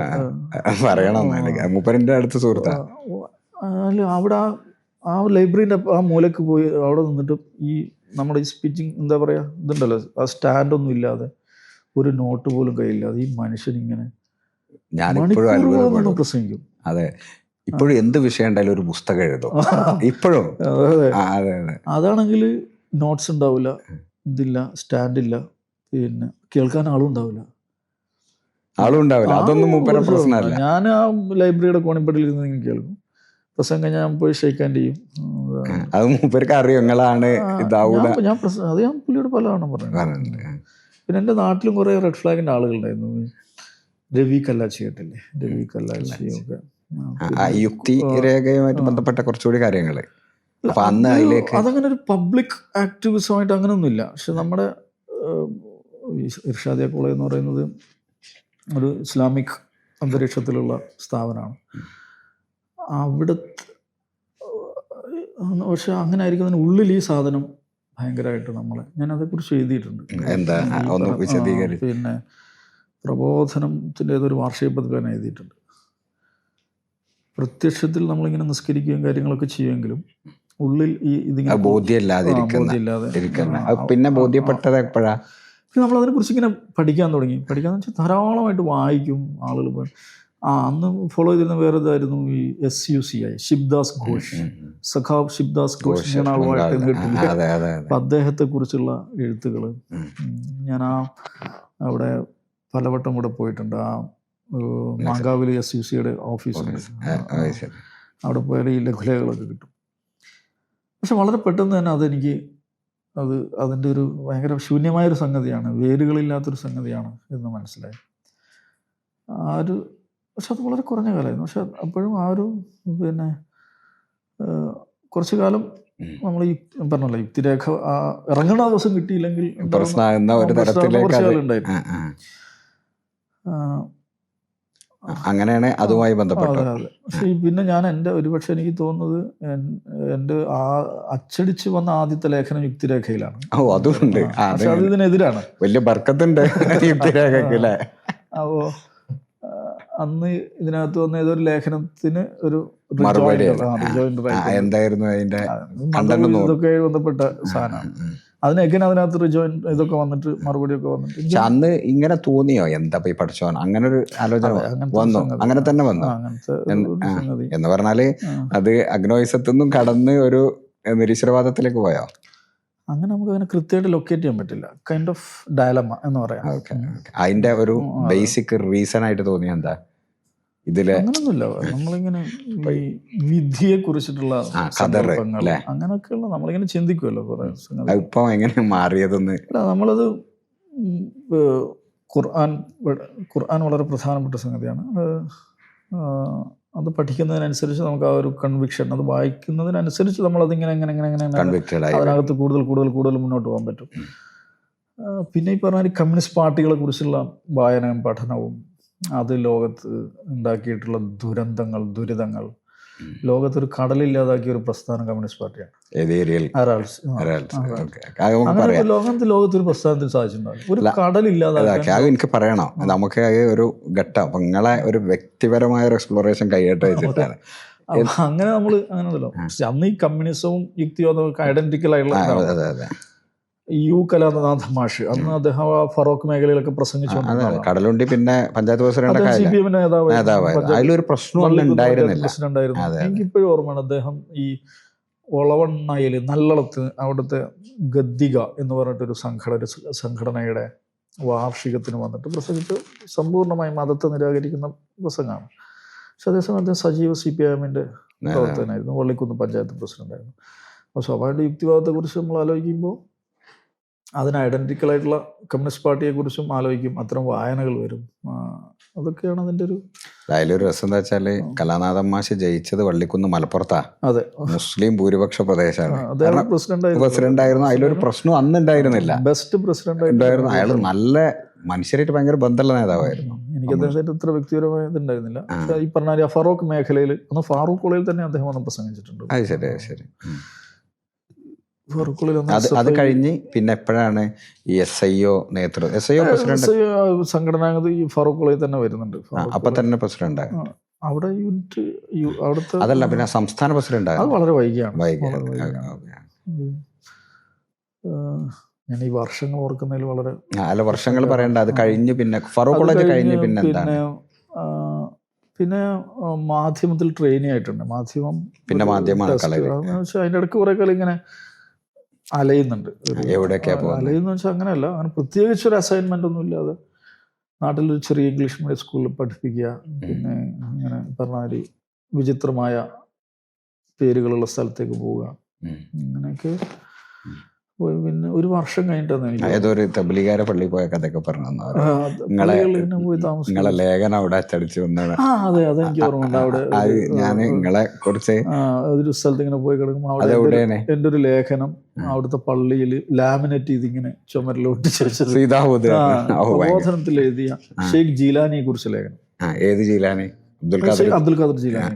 ശരി. അതിങ്ങനെ ലാമിനേറ്റ് ചെയ്തിട്ട് ഉം. പള്ളിയിൽ എനിക്ക് ഭയങ്കര ഒരു വിചിത്രമായൊരു എവിടെയായിരുന്നാവോ എനിക്കറിയാം. ഇങ്ങനെ ആ, ഏതൊരു കയറി അപ്പൊ ഞങ്ങളെ കുറിച്ച് അന്വേഷിച്ചൊന്നും മനസ്സിലായില്ല. അപ്പൊ അത് കഴിഞ്ഞിട്ട് ഈ ഫറൂഖ് കോളേജ് കഴിഞ്ഞു, പിന്നെ SIO, പിന്നെ നമുക്ക് ഇനി ഒരു പൊതു രാഷ്ട്രീയത്തിലേക്ക് വരുമ്പോഴേ നിങ്ങളെ SIO കഴിഞ്ഞ് ഇപ്പൊ ജമാഅത്തിലൊക്കെയാണല്ലോ എത്തി നിൽക്കുന്നത്. ഇപ്പൊ ഈ രാഷ്ട്രീയ പ്രവർത്തനം രൂപപ്പെടുത്തുന്ന 2 കാര്യങ്ങളാണല്ലോ. ഒന്ന് നിങ്ങളിപ്പോൾ പറഞ്ഞ യുക്തിവാദം, പിന്നെ അല്ലെങ്കിൽ കമ്മ്യൂണിസ്റ്റ് പാർട്ടിയെ കുറിച്ചുള്ള അന്വേഷണങ്ങൾ, അതും പിന്നെ ജമാഅത്തുകാരൻ എന്നുള്ള രീതിയിലുള്ള ഫൗണ്ടേഷൻ, ഇതെങ്ങനെ പങ്കുവഹിച്ചു? ഇതിൻ്റെ ഒരു ഹിസ്റ്ററി എന്താണ്? അല്ല, അതിലെന്താണെന്ന് വെച്ചാൽ ഇപ്പോൾ ഇർഷാദിയ കോളേജിലെ പഠനം അത് ഇപ്പോൾ തന്നെ ഇതിൻ്റെ ഒരു പ്രത്യക്ഷത്തിൽ നമ്മൾ അവിടെ വളരെ യൂസുഫ് എന്ന് പറഞ്ഞ ആളായിരുന്നു അതിൻ്റെ പ്രിൻസിപ്പൽ. അദ്ദേഹം ഈ എന്താ പറയുക അദ്ദേഹം ഖുർആനാണ് നമുക്ക് എടുത്തിരുന്നത്. ഖുർആനെ ഈ കണ്ടംപററി പൊളിറ്റിക്കൽ തോട്ട്സ് ഇത്തരം സംഗതികളുടെയൊക്കെ ആയിട്ട് റിലേറ്റ് ചെയ്ത് വ്യാഖ്യാനം ചെയ്തതിലൊക്കെ അസാധാരണമായിട്ടുള്ള ശേഷിയുള്ളൊരു ആളായിരുന്നു. വളരെ യങ്ങാണ്, പക്ഷെ ഭയങ്കരമായിട്ടുള്ള സ്കോളറാണ്. പിന്നെ അത് വളരെ വലിയൊരു നമുക്കൊരു ഫൗണ്ടേഷൻ ഇടുക എന്നൊരു സംഭവം ഉണ്ടല്ലോ. അതാ ഞാൻ ചോദിച്ചത്, ഈ ഫൗണ്ടേഷൻ അവിടുന്നാണ്. അവിടുന്ന് ഇറങ്ങുമ്പോഴേക്കും നമ്മളൊരു ബോധ്യത്തിലെത്തുന്നുണ്ട്. പിന്നെ ഫറൂഖ് കോളേജിൽ ഞാൻ ഫറൂഖ് കോളേജിൽ പിന്നെ ജോയിൻ ചെയ്യുന്നതിന് മുമ്പ് ഞാൻ ഇർഷാദിയ കോളേജിൽ പഠിക്കുമ്പോൾ ഫാറൂഖ് കോളേജ് മാഗസിനിൽ, അവരുടെ മാഗസിനിൽ ലേഖനം എഴുതിയിട്ടുണ്ട്. അത് ഗാന്ധിയെക്കുറിച്ചായിരുന്നു. ഗാന്ധിയെക്കുറിച്ചുള്ള അംബേദ്കറൈറ്റ് വിമർശനം ഉണ്ടല്ലോ, അത് ബന്ധപ്പെട്ട് MK ഗാന്ധി അത്ര മഹാനോ അങ്ങനെ എന്തോ ആണ് അതിന്റെ തലക്കെട്ട്. ഈ അംബേദ്കറൈറ്റ് ക്രിറ്റിക് ഉണ്ടല്ലോ ഇവരെ ഗാന്ധിയെക്കുറിച്ച്, അത് വെച്ചിട്ടുള്ള ഒരു സംഗതിയാണ്. അതിൽ ഫസ്റ്റ് ആർട്ടിക്കിളായിരുന്നു ആ മാഗസിനിൽ. അപ്പോൾ ഞാൻ അവിടെ ജോയിൻ ചെയ്യുന്ന സമയത്ത് തന്നെ ഇവരെന്ത് ചെയ്യുന്നു വെച്ചാൽ അവിടുത്തെ SIO ലീഡർഷിപ്പ് എന്നെ ഈ മാഗസിൻ എഡിറ്റർ കാൻഡിഡേറ്റ് ആയിട്ട് പ്രഖ്യാപിച്ചു. ഫസ്റ്റ് ഇയർ തന്നെ. അത് ഭീകരമായ ഒരു കുളത്തിൽ ഇടുക എന്ന് പറയുന്നൊരു സംഭവം ഉണ്ടല്ലോ അത്. അപ്പൊ ഇവര് ഈ ആർട്ടിക്കിളൊക്കെ വെച്ചുള്ള പാംഫ്ലെറ്റാണ് ഇറക്കിയത്. ഫറൂഖ് കോളേജിൽ വരുന്നതിന് മുമ്പ് തന്നെ ഇവിടെ ഇത് എന്നൊക്കെ പറഞ്ഞിട്ട്. അപ്പൊ നമ്മള് അതിലങ്ങ് ആയല്ലോ. പിന്നെ അവിടെ അന്നാണ് ഈ മാവൂർ ഗാളിയോർ വിരുദ്ധ സമരം നടക്കുന്നുണ്ട്. ഫസ്റ്റ് ഇയർ അല്ല, സെക്കൻഡ് ഇയർ ആണെന്ന് എൻ്റെ ഓർമ്മ. ഗാളിയോർ ചാലിയാർ മല്ലികരണം അടച്ചുപൂട്ടണം എന്നൊക്കെ പറഞ്ഞിട്ട് റഹ്മാൻ ഓർമ്മയുണ്ട്, പാലക്കാട് പഞ്ചായത്ത് പ്രസിഡന്റ് KA റഹ്മാൻ. അദ്ദേഹം മരണപ്പെടുന്നു, ക്യാൻസർ ബാധിച്ചു. KA റഹ്മാൻ നേതാവേ, അങ്ങ് വിളിച്ച മുദ്രാവാക്യം തലമുറ കൈമാറാതെ ഈ തലമുറ പൂർത്തിയാക്കും എന്ന് പറഞ്ഞിട്ട് മുദ്രാവാക്യം വിളിച്ചിട്ട് ഭയങ്കരമായ സമരം. നമ്മുടെ ചേക്കു എന്നാണ് അദ്ദേഹത്തിൻ്റെ പേര്, മാവൂർ പ്രദേശത്ത്. അദ്ദേഹത്തിൻ്റെ ഒക്കെ നേതൃത്വത്തിൽ ജനകീയ സമരസഹായ മുന്നണി അത് ശക്തമായിട്ട് നിങ്ങൾ സമരം. അപ്പോൾ അവിടെ റിലേ നിരാഹാര സമരമുണ്ട് ദിവസങ്ങളോളം. ഓരോ ദിവസവും ഏതെങ്കിലും ടീം വന്ന് നിരാഹാരം എടുക്കും. ഒരു ദിവസം ഞാനും നമ്മളെ അവിടുത്തെ 1-2 ഫ്രണ്ട്സും പോയിട്ട് 24 മണിക്കൂർ കിടക്കണം. ഇതാണ് ജനകീയ സമിതിയുടെ. ആ സമരത്തിൽ ഭയങ്കര ആക്റ്റീവായിട്ടുണ്ടായിരുന്നു. ഈ സമരമുദ്രാവാക്യം ഞാൻ പറയല്ലേ, ഈ നാട്ടിൽ ഞാൻ എൻ്റെ ഓർമ്മയിൽ ആദ്യം കേട്ട മുദ്രാവാക്യം ഏതാണെന്ന് വെച്ചിട്ടുണ്ടെങ്കിൽ ഫ്രീ മണ്ടേല എന്ന് പറയുന്ന മുദ്രാവാക്യമാണ്. നാട്ടിൽ അന്ന് സിമിക്കാരാണ് നടത്തിയത്. വാണിമേൽ സിമി വളരെ ആക്റ്റീവായിട്ടുണ്ടായിരുന്ന ഇതാണ്. ഈ സ്കൂളിൽ പഠിക്കുന്ന കാലത്താണ്. അവിടെ എല്ലാ ആഴ്ചയും സിമിന്റെ എന്തെങ്കിലും പ്രകടനം ഉണ്ടാവും അവിടെ. അതുക്കൽ അങ്ങാടിയിൽ ഫ്രീ എന്താണെന്ന് അറിയില്ല, പക്ഷെ ഫ്രീ മണ്ടേല എന്ന് പറയുന്ന ഒരു മുദ്രാവാക്യം ആദ്യം കേട്ടോ. അത് നമ്മളെ മുദ്രാവാക്യത്തിന്റെ ഓർമ്മകൾ എടുക്കുമ്പോൾ നമ്മൾ മനസ്സിലാകുന്നില്ല. Free Mandela. അതേമാതിരി ഓർമ്മയുള്ള ഇതാണ് ഇതൊക്കെ ഭയങ്കര സംഗതിയാണ്. ഈ ഭൂമിയോതുക്കൽ എന്ന് പറയുന്ന ഒരു വിദൂര മലയോര ഗ്രാമമാണ്. ഞാൻ വന്നിട്ടുണ്ട്, ഭൂമിന്റെ അവസാനം തന്നെയാണ് അത്. ബാക്കുവിൽ രക്തം ചിന്തിയ ക്രൂര അഭിനവ ഹിറ്റ്ലർ ഗോർബച്ചേവ്. എന്ന് വെച്ചാൽ അസർബൈജാനിൽ ബാക്കുവിൽ ഗോർബച്ചേവ് എന്തോ പോയിട്ട് ആളുകളെ കൊല്ലുകയൊക്കെ ചെയ്ത്. അപ്പോൾ അത് ഞാൻ അതേമാതിരി ഓർക്കുന്നൊരു മുദ്രാവാക്യമാണ്. ബാക്കുവിൽ രക്തം ചിന്തിയ ക്രൂര അഭിനവ ഹിറ്റ്ലർ ഗോർബച്ചേവ്, കാലം സാക്ഷി ചരിത്രം സാക്ഷി എന്തോ കാട്ടുന്നൊക്കെ പറഞ്ഞിട്ട് സിമി ആക്റ്റീവായിരുന്നു പറഞ്ഞിട്ടുണ്ടെങ്കിൽ ഈ നമ്മൾ സ്കൂളിലൊക്കെ ഈ കൾച്ചറൽ ഇത്തരം കാര്യങ്ങളിലൊക്കെ മുന്നിൽ നിൽക്കുന്ന ആളുകളൊക്കെ ചെറുപ്പക്കാരൊക്കെ സിമിയിലായിരിക്കും. അപ്പൊ അങ്ങനത്തെ അന്നത്തെ ഒരു കാലം ബാലസരണി എന്ന് പറഞ്ഞിട്ട് അവരുടെ ബാലസരണി അവരുടെ ബാലസരണി എന്ന് വെച്ചിട്ട് സിമിയുടെ കുട്ടികൾക്ക് വേണ്ടിയുള്ള സംഘടന ഭയങ്കര ആക്റ്റീവ് ആയിരുന്നു. ഭയങ്കര അതിലെന്ന് നാട്ടിൽ ഏതാണ്ട് എല്ലാ കുട്ടികൾക്കും അതിന്റെ ഏതെങ്കിലും പരിപാടികളിൽ എൻഗേജ്ഡ് ആയിരിക്കും. എന്തെങ്കിലും പരിപാടികൾ എൻഗേജ്ഡ് ആയിരിക്കും. എപ്പോഴും പരിപാടികളും കാര്യങ്ങളൊക്കെ ആയിട്ട്. അന്ന് ഇപ്പം ഞങ്ങളൊക്കെ നാട്ടിലെ ചെറുപ്പത്തിൽ ആദ്യത്തെ പരിപാടി എന്ന് പറഞ്ഞാൽ നബിദിനൊക്കെ അത് ആ ഭാഗത്ത് അങ്ങനെ ഈ ഞങ്ങളുടെ മദ്രസയിൽ നബിദിനം അങ്ങനെ മദ്രസയുടെ പരിപാടി ഇല്ല. ഈ ജോയിന്റ് മദ്രസയില് അതില്ല. ഓക്കെ ഓക്കെ ഓക്കെ അതില്ല. അവിടെ സാഹിത്യ സമാജം ഉണ്ടാവും. എല്ലാ ആഴ്ചയും സാഹിത്യ സമാജവും പ്രസംഗവും പാട്ടും പരിപാടികളൊക്കെ.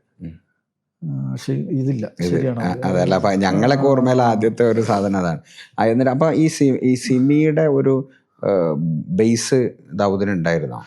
നമ്മൾ സ്കൂൾ പഠിക്കുന്ന കാലത്ത് ഇതിന്റെ ഈ പരിപാടികൾ ബാലസരണിയുടെ പരിപാടികളൊക്കെ ഭയങ്കര ആക്റ്റീവായിട്ട് പങ്കെടുത്തിട്ടുണ്ട്.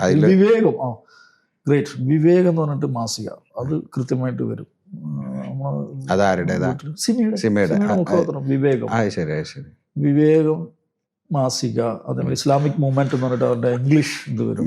അത് ആരാണ്? അല്ല അവരന്ന് കാര്യമായിട്ട് ചർച്ച ചെയ്യുന്ന വിഷയങ്ങൾ എന്തൊക്കെയാണ്? ഇതൊക്കെ തന്നെ ഈ പറഞ്ഞ മണ്ടേല, മറ്റേ ഗോർബച്ചേവ്, പോളണ്ട്, ഹംഗറി, അവിടെയൊക്കെ ഇത് കമ്മ്യൂണിസം മ്യൂസിയത്തിലേക്ക് എന്ന് പറഞ്ഞിട്ട് പരിപാടി ഉണ്ടായിരുന്നു.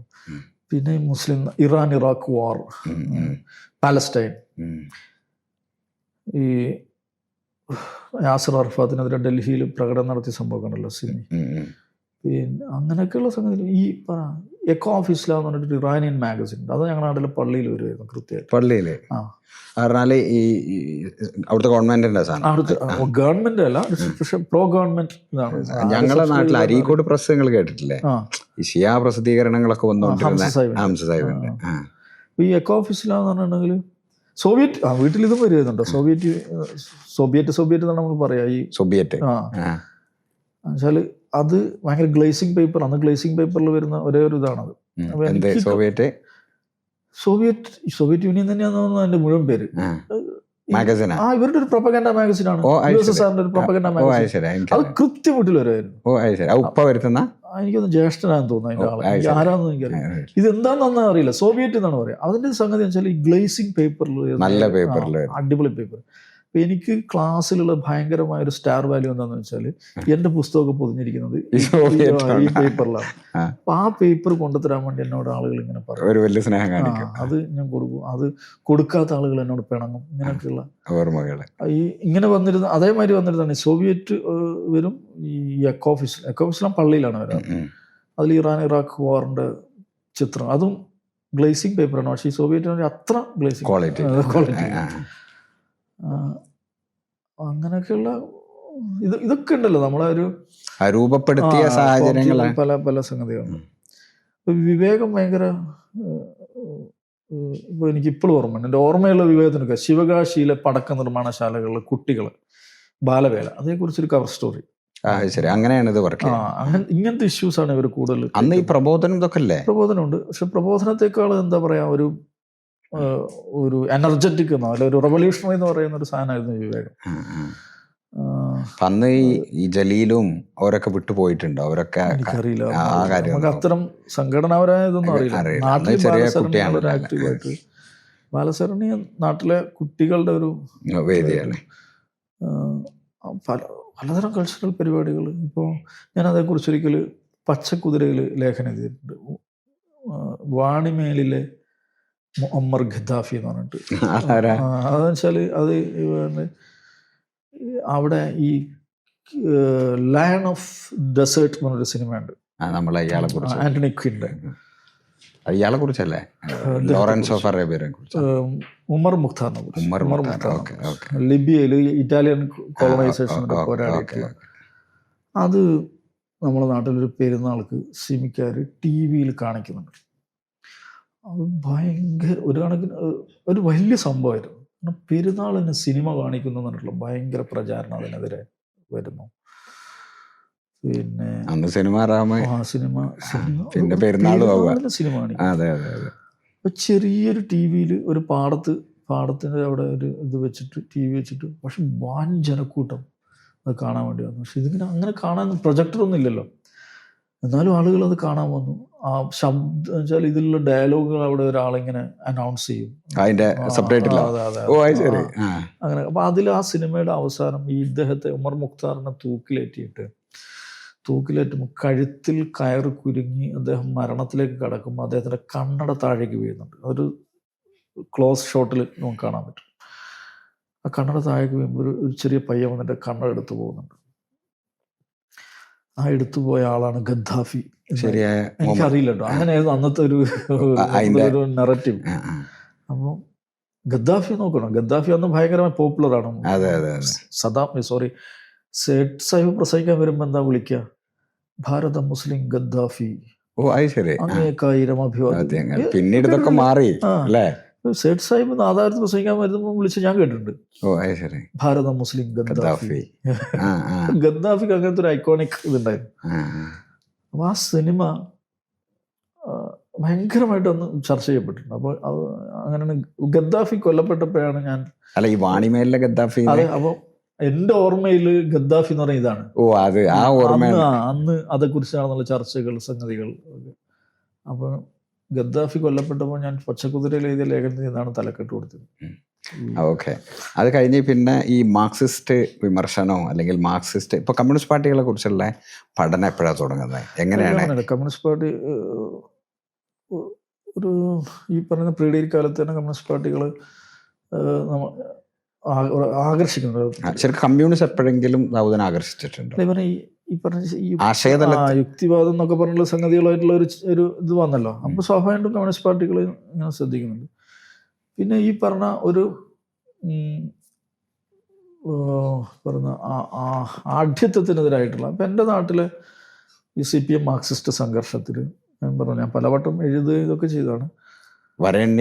ഈ വരേണ്യതക്കെതിരായിട്ടുള്ളൊരു എലമെൻറ്റ് അതിനകത്തുണ്ട് എന്ന് വിചാരിക്കുന്ന ഒരാളാണ്. ആ നിലക്ക് അതിൻ്റെ പ്രശ്നങ്ങളുള്ളതോടൊപ്പം തന്നെ ആ ഒരു സോഫ്റ്റ് അപ്രോച്ച് നമ്മുടെ ഉള്ളിലുണ്ടായിരുന്നു. എന്നോട് ഉപ്പ പറഞ്ഞൊരു കാര്യമുണ്ട്. എന്നുവെച്ചാൽ ഒരാൾ റേഷൻ കടയിൽ ഈ ആഢ്യന്മാരുടെ മുന്നിൽ തലയെ കിട്ടിപ്പോകാൻ പറ്റില്ലായിരുന്നു അത്രേ. മുസ്ലിങ്ങൾക്കോ? അതെനിക്ക് കൃത്യമായിട്ട് അങ്ങനെ ഓർക്കാൻ പറ്റുന്നില്ല. പിന്നെ അപ്പോൾ ഇപ്പോൾ പറഞ്ഞ സംഭവം ഇതാണ്. ഒരാൾ വൈകുന്നേരം അയാൾ തലയിൽ കിട്ടിയിട്ടുണ്ട്.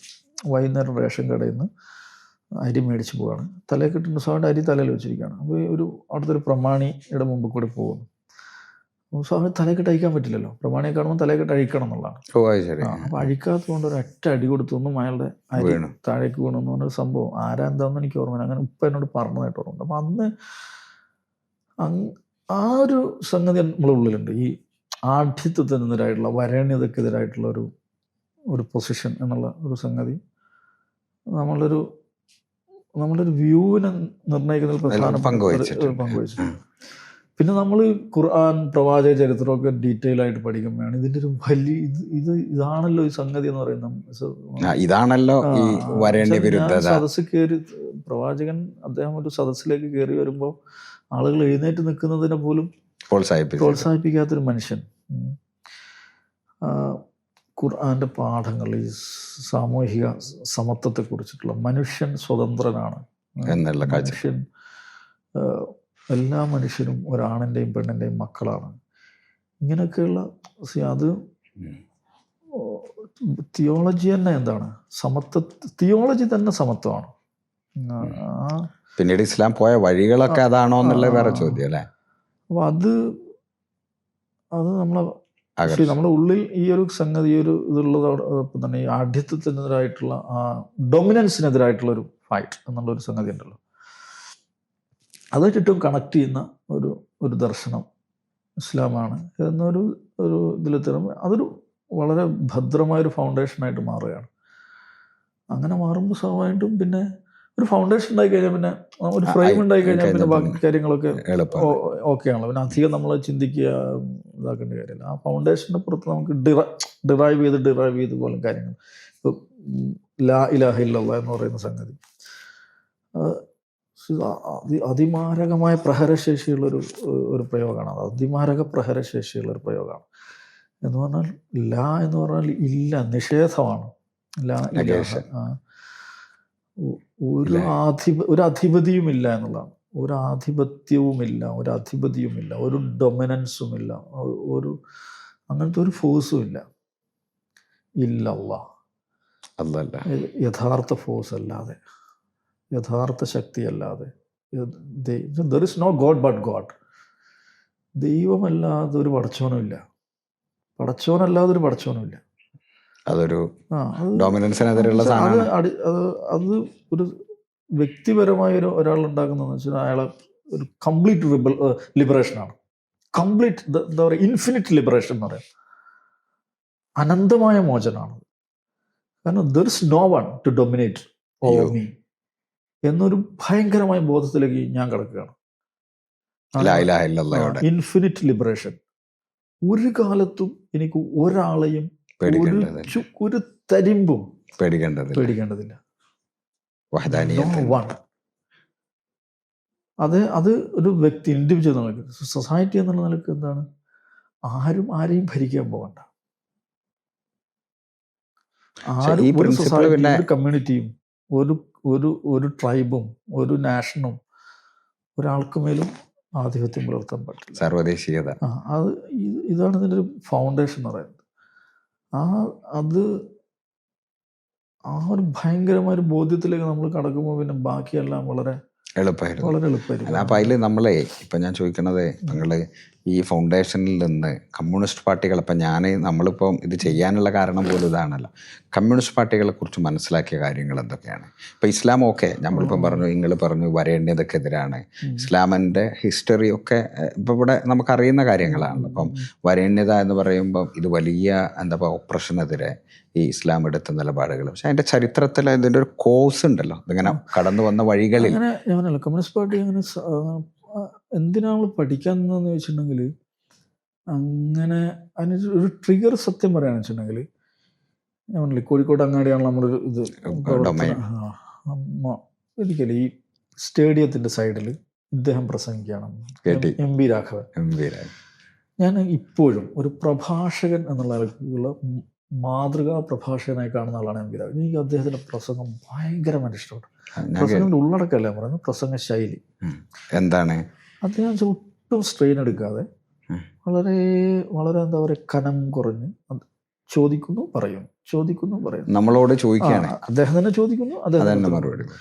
അദ്ദേഹത്തിന് ഒരു സ്ട്രെയിൻ ഇല്ല, കേൾക്കുന്നവർക്ക് സ്ട്രെയിൻ ഇല്ല, കാര്യങ്ങൾ എളുപ്പം മനസ്സിലാവുന്നു.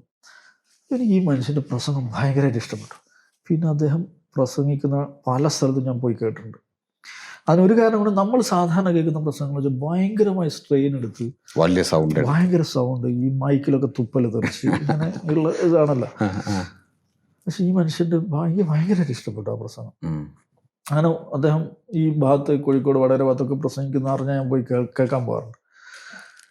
അപ്പം അങ്ങനെ ഈ മനുഷ്യനോട് ഭയങ്കര ഒരാദരവുണ്ടായി. ആ മനുഷ്യനെ പഠിക്കാന്ന് വെച്ചാൽ ഈ ബദൽ രേഖ എന്ന് പറഞ്ഞിട്ടൊരു സംഗതി ആക്കുന്നു. അപ്പൊ അദ്ദേഹത്തെ പാർട്ടിയിൽ നിന്ന് പുറത്താക്കി എന്തിനാ ബദൽ രേഖ അവതരിപ്പിച്ചത്? എവിടെ അവതരിപ്പിച്ചത്? പാർട്ടി സമ്മേളനത്തിൽ.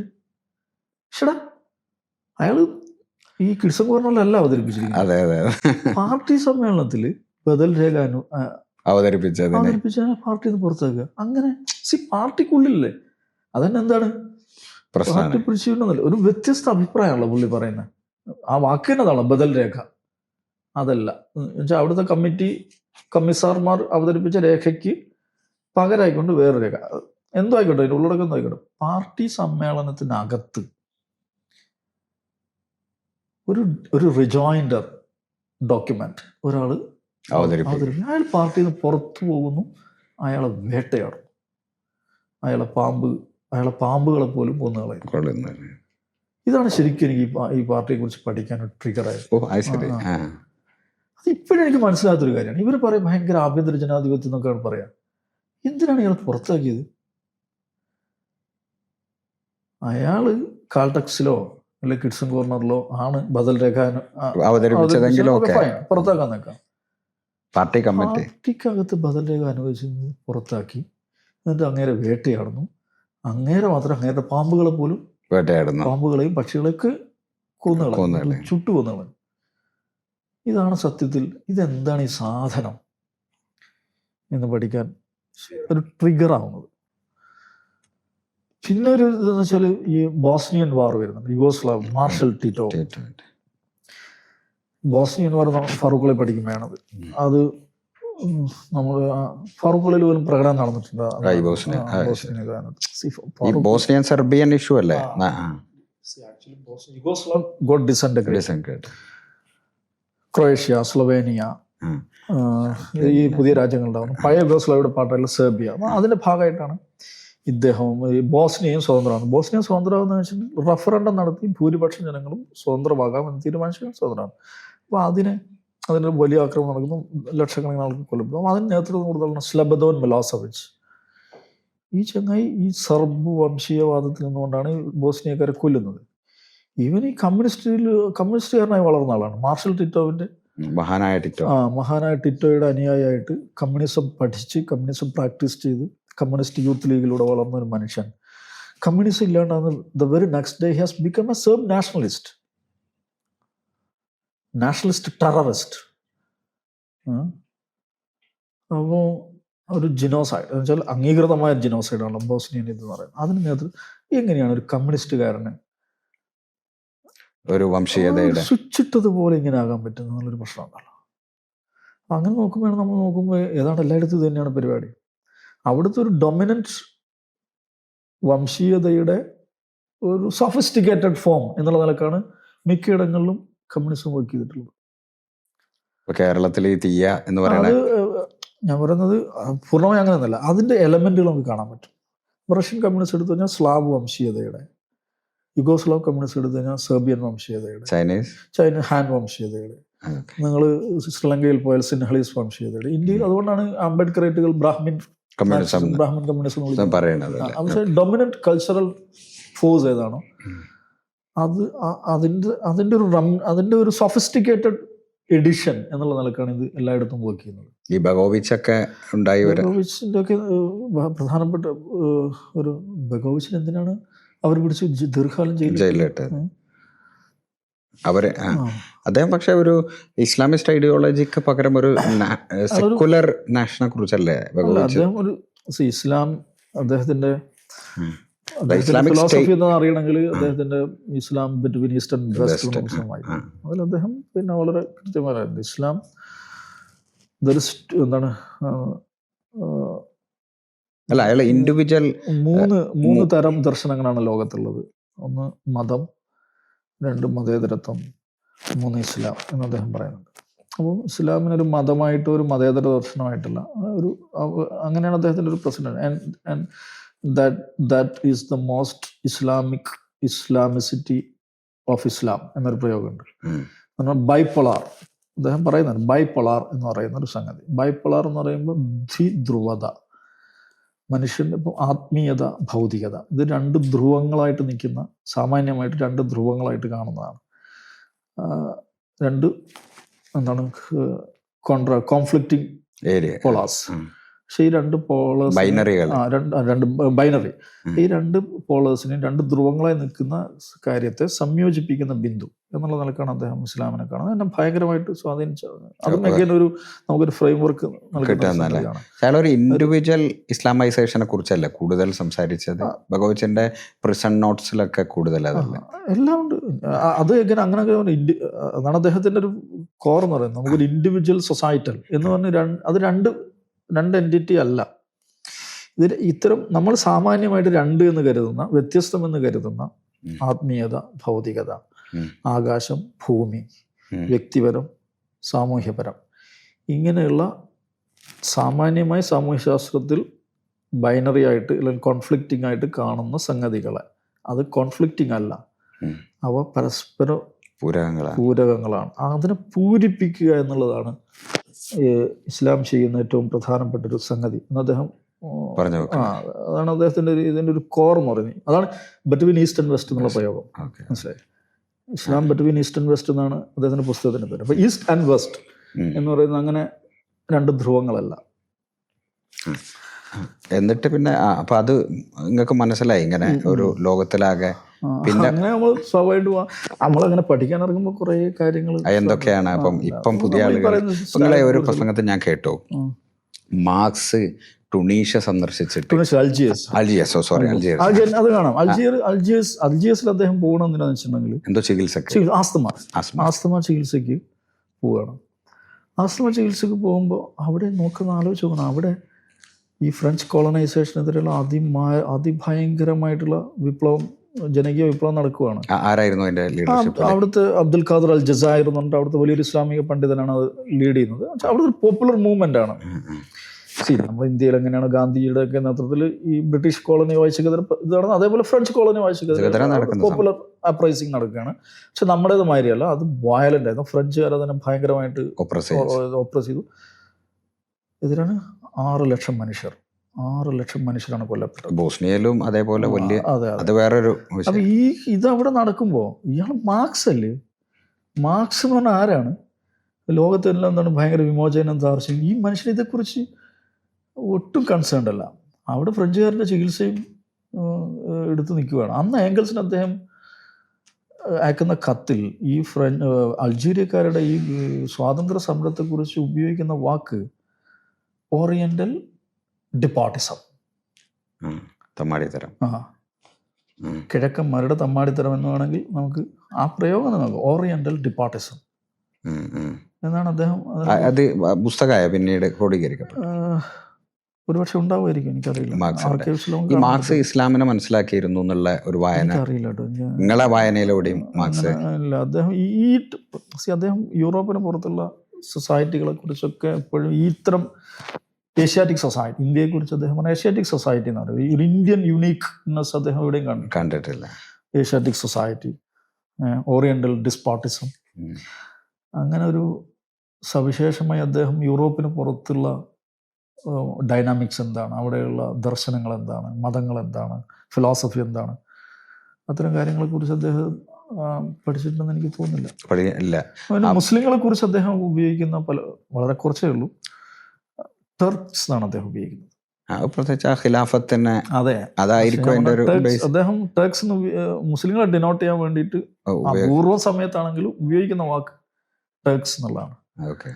അദ്ദേഹം ഡീപ്പായിട്ട് ആ ഒരു ഇതിലേക്ക് പോയിട്ടില്ലെന്നാണ് ഞാൻ എന്ന് വെച്ചാൽ ഭയങ്കര ഒരു മാർക്സിസ്റ്റ്, പക്ഷെ എൻ്റെ ഒരു വായനാനുഭവത്തിൽ മനസ്സിലായത് ടർക്സ് എന്നുള്ള വാക്കാണ് അത് മുസ്ലിംസ് അല്ലെങ്കിൽ മുഹമ്മദൻസ് എന്ന വാക്ക് അദ്ദേഹം എവിടെയെങ്കിലും ഉപയോഗിച്ചു. അത് പൊതുവെ യൂറോപ്യൻസ് ഉപയോഗിക്കണ ഒരു പ്രയോഗമാണ്. അത് കഴിഞ്ഞിട്ട് പിന്നീട് മാർക്സിസത്തെ കുറിച്ച് ഈ സെൻട്രൽ ഏഷ്യയിലൊക്കെ കംപ്ലീറ്റ് മുസ്ലിം സംവിധാനങ്ങളെ തകർത്ത് കളഞ്ഞല്ലോ. കൾച്ചർ ഇപ്പൊ ബുഹാറയൊക്കെ തകർത്ത് കളഞ്ഞ് അതിന്റെ ഒക്കെ ഒരു അണ്ടർസ്റ്റാൻഡിങ് എങ്ങനെ? അല്ല, അത് തന്നെ അത് നമുക്കറിയാലോ. സെൻട്രൽ 91 ആണ് സോവിയറ്റ് യൂണിയൻ ഡിസോൾവ് ആകുന്നത്. സോവിയറ്റ് യൂണിയൻ തകരുകയില്ല. സോവിയറ്റ് യൂണിയൻ തകരുക എന്ന് പറഞ്ഞാൽ മനുഷ്യൻ കുരങ്ങനിലേക്ക് തിരിച്ചു പോകുന്നത് പോലെയാണ്. ഒന്ന് ആലോചിച്ചു. അങ്ങനെ പ്രസംഗിച്ചു വരുന്നതാണ് ഇവിടെ EMS അടക്കമുള്ള ആളുകൾ. ആണ് പൊടുന്നതിന് ഒരു ദിവസം ഇതങ്ങോട്ട് ഇല്ലാതാവുന്നു. അപ്പോഴാണ് അത് ഇല്ലാതാവുമ്പോഴാണ് പിന്നെ കാര്യം. ഇപ്പോൾ ഇത് ഓരോ സ്ഥലത്ത് ഇതാണ്. ഇപ്പോൾ നമ്മളുടെയൊക്കെ ഓർമ്മയുള്ള കാലത്താണ് റൊമാനിയയിൽ നിക്കോളാസ് ചെഷസ്ക്യൂ നിഷ്കാസിതനാവുന്നത്. ചെഷസ്ക്യൂ നിഷ്കാസിതനാവുകയും ഭരണത്തിൽ നിന്ന് പുറത്താക്കപ്പെടുകയും കൊല്ലപ്പെടുകയും ചെയ്ത ശേഷമാണ് ഈ മനുഷ്യൻ എന്താണ് ചെയ്തു കൂട്ടിക്കൊണ്ടിരുന്ന ലോകം അറിയുന്നത്. സ്റ്റാലിൻ അതിന് മുമ്പാന്ന് വെച്ചാൽ ചെഷസ്ക്യൂ ഒക്കെ നമ്മുടെ ഓർമ്മയുടെ കാലത്താണ്. അന്ന് പിന്നെ ഇപ്പോൾ അന്ന് SIO ഇറക്കിയ ഒരു പോസ്റ്റർ ഉണ്ട്, ഒരു കാർട്ടൂൺ പോസ്റ്റർ. എന്ന് വെച്ചാൽ DYFIയുടെ മനുഷ്യച്ചങ്ങല നടക്കുകയാണ്. അപ്പോൾ ഇങ്ങനെ ഒരു വലിയൊരു കോട്ട പോലത്തെ അതിന് നമ്മൾ അരിവാൾ ചുറ്റികയുടെ മോഡലിൻ്റെ വലിയൊരു മതിൽ. അതിൻ്റെ ഉള്ളിലാണ് ഈ പോളണ്ട്, ടിയാനൻമെൻ സ്ക്വയർ, മറ്റേ ഇത് ബൾഗേറിയ, അവിടെയൊക്കെ നടക്കുന്ന പ്രൊട്ടസ്റ്റുകൾ ചിത്രീകരിച്ചുകൊണ്ടുള്ള ഒരു പോസ്റ്ററായിരുന്നു. അപ്പോൾ അതിനെ ഇങ്ങനെ തകരാൻ പോകുന്ന ഈ കോട്ട അതിനെ പിടിച്ചിട്ടാണ് EMSഉം നായനാരെ കൂടി ഇങ്ങനെ മനുഷ്യച്ചങ്ങല കിട്ടുന്നത്. അപ്പോൾ അന്നത് ഇങ്ങനെ പ്രധാനപ്പെട്ടൊരു വാർത്തയായിരുന്നല്ലോ ഈ പറഞ്ഞ ഈ കമ്മ്യൂണിസ്റ്റ് രാജ്യം യൂറോപ്പിലും ഒക്കെ നടന്നുകൊണ്ടിരിക്കുന്ന, പോളണ്ടിൽ നടന്നുകൊണ്ടിരിക്കുന്ന കാര്യങ്ങൾ, ഈ വെലേസയുടെ നേതൃത്വത്തിൽ റൊമാനിയയിൽ നടന്നിട്ടുള്ള ചെഷസ്ക്യൂവിനെതിരെയുള്ള പ്രക്ഷോഭം, ബൾഗേറിയയിൽ നടന്നിട്ടുള്ള ഇത് ഒക്കെ, യുഗോസ്ലാവിയ ഡിസിൻറ്റഗ്രേറ്റ് ചെയ്യപ്പെടുന്നത്, ഇങ്ങനെ ലേറ്റർ ഓൺ അത് സോവിയറ്റ് യൂണിയൻ ഡിസിൻറ്റഗ്രേറ്റഡ് ആവുന്നു. പിന്നെ ടിയാനൻമെൻ സ്ക്വയർ സംഭവിച്ചു. ടിയാനൻമെൻ സ്ക്വയർ സംഭവിച്ചപ്പോൾ അതിനെ എതിർക്കുന്നു പി ഗോവിന്ദപിള്ള. പി ജി അദ്ദേഹത്തിന് ഒരു പാർട്ടി നടപടി എടുക്കുകയാണ്. ഒന്ന് ആലോചിച്ച് നോക്കുക. ഒരു കുറേ ടാങ്കുകൾ വന്നിട്ട് പിള്ളേർക്ക് നേരെ വെടിവെക്കുക, പിള്ളേരെ കൊല്ലുകയാണ്. അപ്പോൾ എങ്ങാണ്ട് ഇവിടെയൊന്നുമല്ല, ചൈനയിൽ. അപ്പോൾ അത് മോശമായിപ്പോയി എന്ന് ഇവിടെ ഒരാൾ പറയാ, അയാളെ ശാസിക്കുക, അയാൾക്കൊരു സംഘടന വിളിച്ചു. ഇത് ഈ പറഞ്ഞ ഈ ബദൽ രേഖനേക്കാൾ ഭീകരമായിട്ടുള്ള സംഭവമാണ്. ഇതൊക്കെ സാമാന്യമായിട്ട് മനുഷ്യരുണ്ടാക്കുന്ന കൗതുകമുണ്ടല്ലോ. ഇതേ മനുഷ്യന്മാർ തന്നെ ജനാധിപത്യം എന്ന് പറഞ്ഞ് നടക്കുകയും ചെയ്യും. ഇത് വെറും ഒരു സൈദ്ധാന്തിക രംഗത്ത് നടക്കുന്ന കാര്യമല്ല. ഇതാണ് ക്യാമ്പസുകൾ നമ്മൾ അനുഭവിക്കുന്നു. SFI എന്താണ് ചെയ്യുന്നത് നമുക്കറിയാവുന്ന കാര്യമാണ്. SFIക്കും ആധിപത്യമുള്ള ക്യാമ്പസുകൾ അവരെന്താണ് ചെയ്തുകൊണ്ടിരിക്കുന്നത് ഉദാഹരണങ്ങൾ നമുക്ക് നേരിട്ട് അനുഭവിച്ചറിയുന്ന കാര്യങ്ങളാണ്. അങ്ങനെ അതിന് വിധേയരായിട്ട് ഒരുപാട് സുഹൃത്തുക്കൾ എനിക്കുണ്ട്. ഇതൊക്കെ നമുക്ക് കണക്ട് ചെയ്യാൻ പറ്റുമല്ലോ.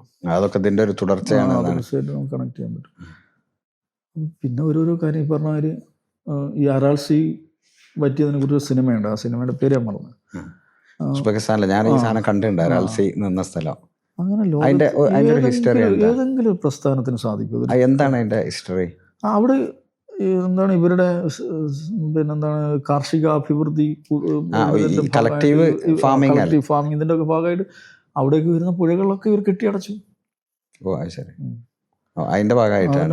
അവിടെ എപ്പോഴും ഉണ്ടല്ലോ ആ മരുഭൂമിയായി ഒരു കപ്പൽ ഇങ്ങനെ ഭയങ്കര വല്ലാത്തൊരു കാഴ്ചയാണ്. ഇതേമാതിരി ബുഹാറന്ന് സ്പാരോ എന്ന് പറഞ്ഞിട്ട് ക്യാമ്പയിൻ ഉണ്ടായിരുന്നു ഇദ്ദേഹത്തിന്. പിന്നെ മാവോയ്ക്ക് കില്ല സ്പാരോ, അതിന് ചൈനീസ് ഒരു പേരുണ്ട്, മന്ദാരിൽ, ഞാൻ മറന്നത്. എന്താണ് പിള്ളേർക്ക് ടാർഗറ്റ്, സ്കൂളിലെ പിള്ളേർക്ക് ടാർഗറ്റ് എന്ന് വെച്ചിട്ടുണ്ടെങ്കിൽ അവിടെ ഈ ഇൻസെക്ട്സ് കൂടുന്നു എന്ന് പറഞ്ഞിട്ട്, അല്ല ഇൻസെക്ട്സ് കൂടുകയല്ല, കിളികൾ കൂടുന്നു, സ്പാരോ കൂടുന്നു. ഈ കുരുവി വന്നിട്ട് നമ്മളെ നെല്ലുകളൊക്കെ തിന്നുകളയുന്നു. അത് വലിയ നമ്മുടെ ഭക്ഷ്യലക്ഷ്യങ്ങൾ, ഇത്രയും മാസ് പ്രൊഡക്ഷനാണല്ലോ പ്രധാനപ്പെട്ട, അതിന് തടസ്സമാകുന്നു എന്ന് ഇവർ പാർട്ടി കണ്ടെത്തുകയാണ്. അങ്ങനെ പാർട്ടി തീരുമാനിക്കുകയാണ് നമുക്ക് എന്ത് ചെയ്യാന്ന് വെച്ചിട്ടുണ്ടെങ്കിൽ സ്കൂൾ എല്ലാവർക്കും ടാർഗറ്റ് കൊടുക്കുക, ഇത്ര സ്പാരോയെ കൊല്ലണം, മിനിമം ഇത്ര സ്പാരോയെ കൊല്ലണം. അങ്ങനെ സ്കൂളുകൾ വഴിയാണ് നടപ്പിലാക്കുന്നത്. കുട്ടികൾക്കെല്ലാം കവണ കൊടുക്കുന്നു, അസൈൻമെൻറ്റ്സ് കൊടുക്കുന്നു. അടുത്ത ദിവസം ക്ലാസ്സിൽ വരുമ്പോൾ ഇത്ര കുരുവികളെ കൊന്നിരിക്കണം. അങ്ങനെ ഒരു state sponsored campaign, kill a sparrow campaign. അത് കഴിഞ്ഞ് പിന്നെ നോക്കുമെന്ന് ആലോചിച്ചു, ഈ സ്പാരോകൾ, millions of sparrows got killed. എന്താ സംഭവിക്കുന്നത്? ഇൻസെക്ട്സിൻ്റെ പോപ്പുലേഷൻ ക്രമാതീതമായിട്ട് വർദ്ധിക്കുകയാണ്. കാരണം ഈ സ്പാരോ എന്താ ചെയ്യുന്നത്?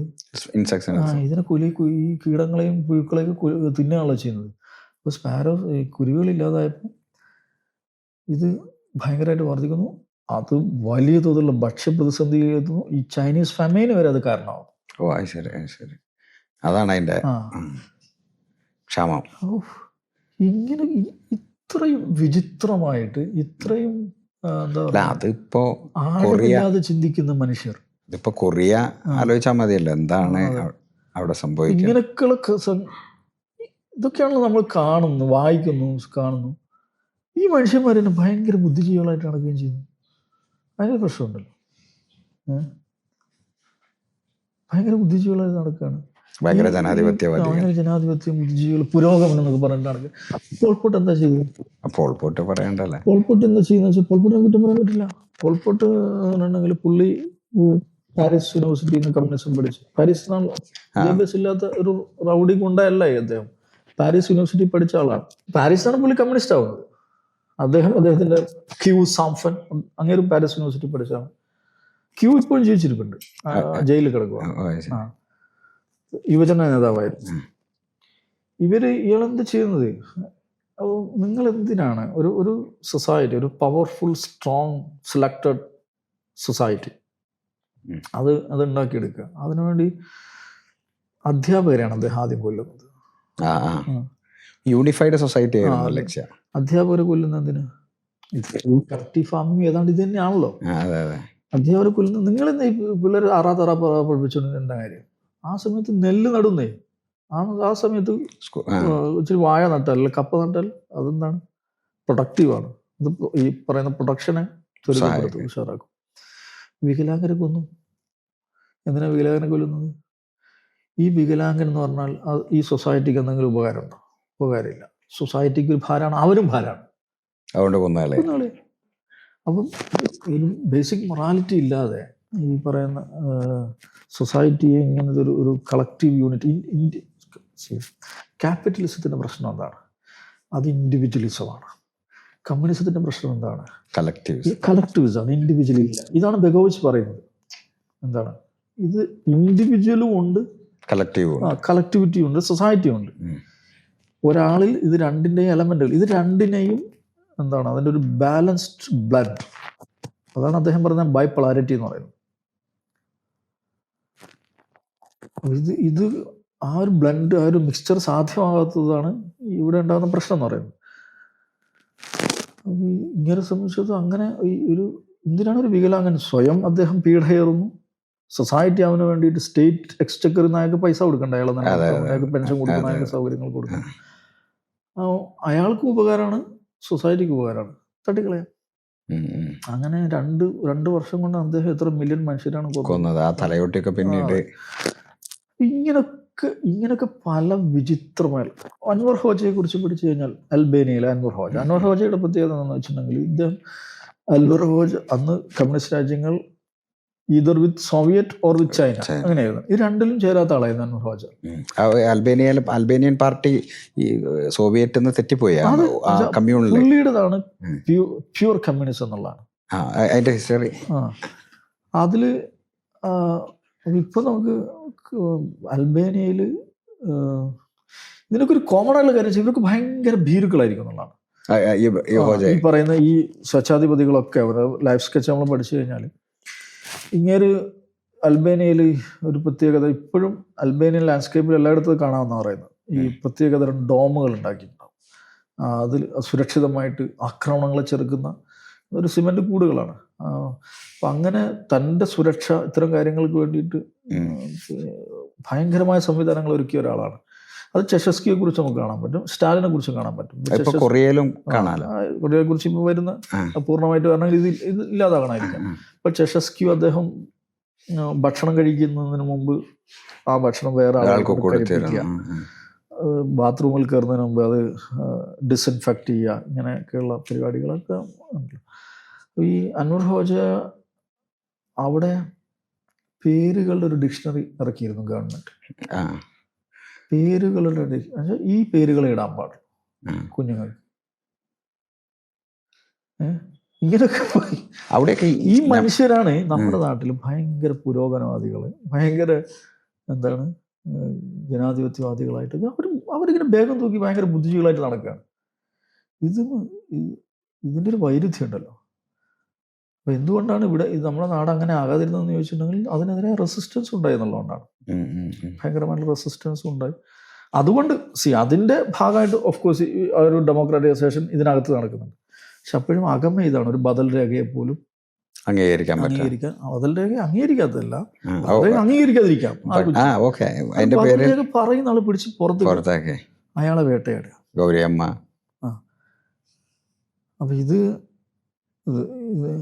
ഇത് ജനങ്ങളോട് സംസാരിക്കേണ്ടതുണ്ടല്ലോ. അത് കേരളത്തിൻ്റെ ഒരു പ്രശ്നം എന്ന് വെച്ചിട്ടുണ്ടെങ്കിൽ ഇത് പറയില്ല ആളുകൾ. ഈ കമ്മ്യൂണിസം ഉണ്ടാകുന്ന കാലത്ത് തന്നെ എന്ന് പറഞ്ഞാൽ, കമ്മ്യൂണിസം ഒരു 17 മുതൽ ഒരു നൂറ്റാണ്ട് 90 വരെ, ആ കാലത്ത് തന്നെ ഇസ്ലാമിക പ്രസ്ഥാനങ്ങൾ ലോകത്ത് വലിയ മാറ്റങ്ങളിലൂടെ കടന്നു പോകുന്നുണ്ട്. കമ്മ്യൂണിസത്തിൻ്റെ സ്വാധീനം അറബ് ദേശീയതകളിലൊക്കെ ഉണ്ടാകുന്നുണ്ട്. അത്തരം കാര്യങ്ങളിലെ അനുഭവങ്ങളൊക്കെ ഓഫ്കോഴ്സ് അറബ് ദേശീയ എന്നല്ല, ലോകത്തെല്ലായിടത്തും ഉണ്ടായിട്ടുള്ള ഏതെങ്കിലും നിലക്കുള്ള ഒരു വിമോചന ഉള്ളടക്കമുള്ള പ്രസ്ഥാനങ്ങളെല്ലാം കമ്മ്യൂണിസ്റ്റ് പാർട്ടികൾ സ്വാധീനിച്ചിട്ടുണ്ട്, കമ്മ്യൂണിസ്റ്റ് ദർശനങ്ങൾ സ്വാധീനിച്ചിട്ടുണ്ട്. ആഫ്രിക്കയിലും ലാറ്റിൻ അമേരിക്കയിലും ആണ് ഏറ്റവും കൂടുതൽ ഉണ്ടായിട്ടുള്ളത്. ഓഫ്കോഴ്സ് ഏഷ്യയിലും ഉണ്ടായിട്ടുണ്ട്. പക്ഷെ ആ നിലക്കുള്ളൊരു റെവല്യൂഷണറി എലമെന്റ്, ഞാൻ നേരത്തെ പറഞ്ഞ പോലെ ഈ അധീശത്വത്തിനെതിരായിട്ടുള്ള ഒരു എലമെന്റ് സമരം എന്നുള്ള നിലക്ക്, വിമോചനം എന്ന് പറയുന്നത്, ലിബറേഷൻ എന്ന് പറയുന്ന ഒരു എലമെന്റ് നിശ്ചയമായിട്ടും കമ്മ്യൂണിസത്തിനുണ്ട്, കമ്മ്യൂണിസ്റ്റ് പാർട്ടികൾക്കുണ്ട്.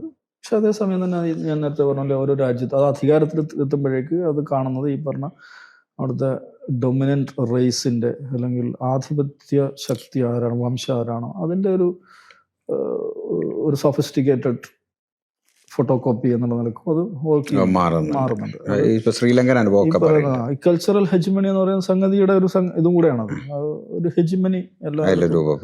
അപ്പോൾ അതിൽ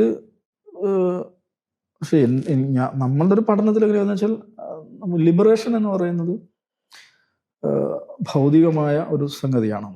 ലിബറേഷൻ മാത്രമല്ല, മനുഷ്യന് സാൽവേഷൻ ആവശ്യമാണ്. അപ്പോൾ സാമാന്യമായ ആത്മീയവാദ പ്രസ്ഥാനങ്ങൾ സാൽവേഷനെ കുറിച്ചാണ് സംസാരിക്കാറ്. ഈ ഭൗതിക കമ്മ്യൂണിസ്റ്റ് പാർട്ടി പോലുള്ള മൂവ്മെൻറ്റുകൾ ലിബറേഷനെ കുറിച്ചാണ് സംസാരിക്കാറ്. പക്ഷേ ഈ ഇസ്ലാമിക് മൂവ്മെൻറ്റുകളുടെ പ്രത്യേകത എന്ന് വെച്ചാൽ, അല്ലെങ്കിൽ ഇസ്ലാമിൻ്റെ തന്നെ ഒരു സംഗതി എന്താണെന്ന് വെച്ചാൽ, ലിബറേഷനെയും സാൽവേഷനെയും, ലിബറേഷൻ സാൽവേഷൻ, ഈ ലാ ഇലാഹ ഇല്ലല്ലാഹ് എന്ന ഇത് ഒരേ സമയം ലിബറേഷനെയും സാൽവേഷനെയും സാധ്യമാകുന്നുണ്ട്. ഞാൻ നേരത്തെ പറഞ്ഞു എങ്ങനെയാണ് സാൽവേഷൻ സാധ്യമാകുന്നത്. നമ്മൾ സമ്പൂർണ്ണമായി ഒരു പരാശക്തിയിൽ, ഏകശക്തിയിൽ അർപ്പിക്കുകയാണ്, അതിന് സമർപ്പിക്കുകയാണ്. അത് നമുക്ക് സാൽവേഷൻ തരികയാണ് ചെയ്യുന്നത്. അതേസമയം തന്നെ ആ സർവശക്തനായിട്ടുള്ള അവനല്ലാതെ മറ്റൊരാൾക്കും നമ്മൾ വഴങ്ങുന്നില്ല, നമ്മൾ കീഴടങ്ങുന്നില്ല എന്നുള്ളൊരു സംഗതിയാണ്. അതാണ് ലിബറേഷൻ. ഇത് രണ്ടിനെയും സാധ്യമാകുന്നുള്ളതാണ്. അപ്പം മനുഷ്യനെ കുറിച്ച് തന്നെ ഖുർആൻ പറഞ്ഞിട്ടുള്ള ഒരു കാര്യം, മനുഷ്യൻ മണ്ണിൽ നിന്നാണ് സൃഷ്ടിച്ചത്.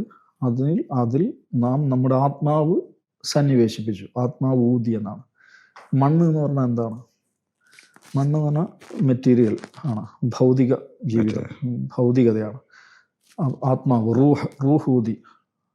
അപ്പം മണ്ണിൻ്റെയും ആത്മാവിൻ്റെയും, സോയിൽ ആൻഡ് സോൾ, ഇത് രണ്ടിൻ്റെയും മിശ്രിതമാണ് മനുഷ്യൻ. മനുഷ്യന് ഒരു ഭൗതിക ജീവിയായിരിക്കെ തന്നെ ആത്മീയ ജീവിയും കൂടെയാണ്. അതുകൊണ്ട് അവന് ലിബറേഷൻ മാത്രം മതിയാവില്ല, സാൽവേഷനും വേണം. ഇതാണ് ദഗോവിച്ചിൻ്റെ ഭാഷയിൽ പറഞ്ഞാൽ ദ മോസ്റ്റ് ഇസ്ലാമിസിറ്റി ഓഫ് ഇസ്ലാം എന്ന് അദ്ദേഹം പറയുന്ന കാര്യം. അതിന് റെപ്രസെന്റ് ചെയ്യുന്ന സംഘടനാ രൂപങ്ങൾ എന്നുള്ളത് മാത്രമാണ് ഇസ്ലാമിക് മൂവ്മെന്റുകളുടെ ഇതെന്ന് പറയുന്നത്. ആ ഒരു ഇസ്ലാമിക് മൂവ്മെന്റ് ഒരു ലേറ്റ് 20s മുതലാണ് ലോകത്ത് ആരംഭിക്കുന്നത്. എന്ന് പറഞ്ഞിട്ടുണ്ടെങ്കിൽ ഇപ്പോൾ ഒരു 100 വർഷം ആവുന്നേ ഉണ്ടാവുള്ളൂ. ജമാഅത്ത് ഇസ്ലാമിയാണ് അതിലെ ഒരു സംഘടന. 41 രൂപീകരിക്കുന്നത്. Muslim Brotherhood 25 മറ്റാണ്. ആ ഒരു ആശയരംഗത്ത് ആ ഒരു കാര്യം എസ്റ്റാബ്ലിഷ് ചെയ്യുന്നതിൽ അവർ വിജയിച്ചു കഴിഞ്ഞു. വ്യാവഹാരിക രംഗത്ത് പിന്നെ അതൊരു പ്രാക്ടിക്കൽ പൊളിറ്റിക്സിന്റെ കാര്യത്തിൽ പലതരം എക്സ്പെരിമെന്റുകളിലൂടെ ലോകത്ത് പലയിടത്തും ഇങ്ങനെ കടന്നുകൊണ്ടിരിക്കുന്ന ഒരു ഘട്ടമാണ്.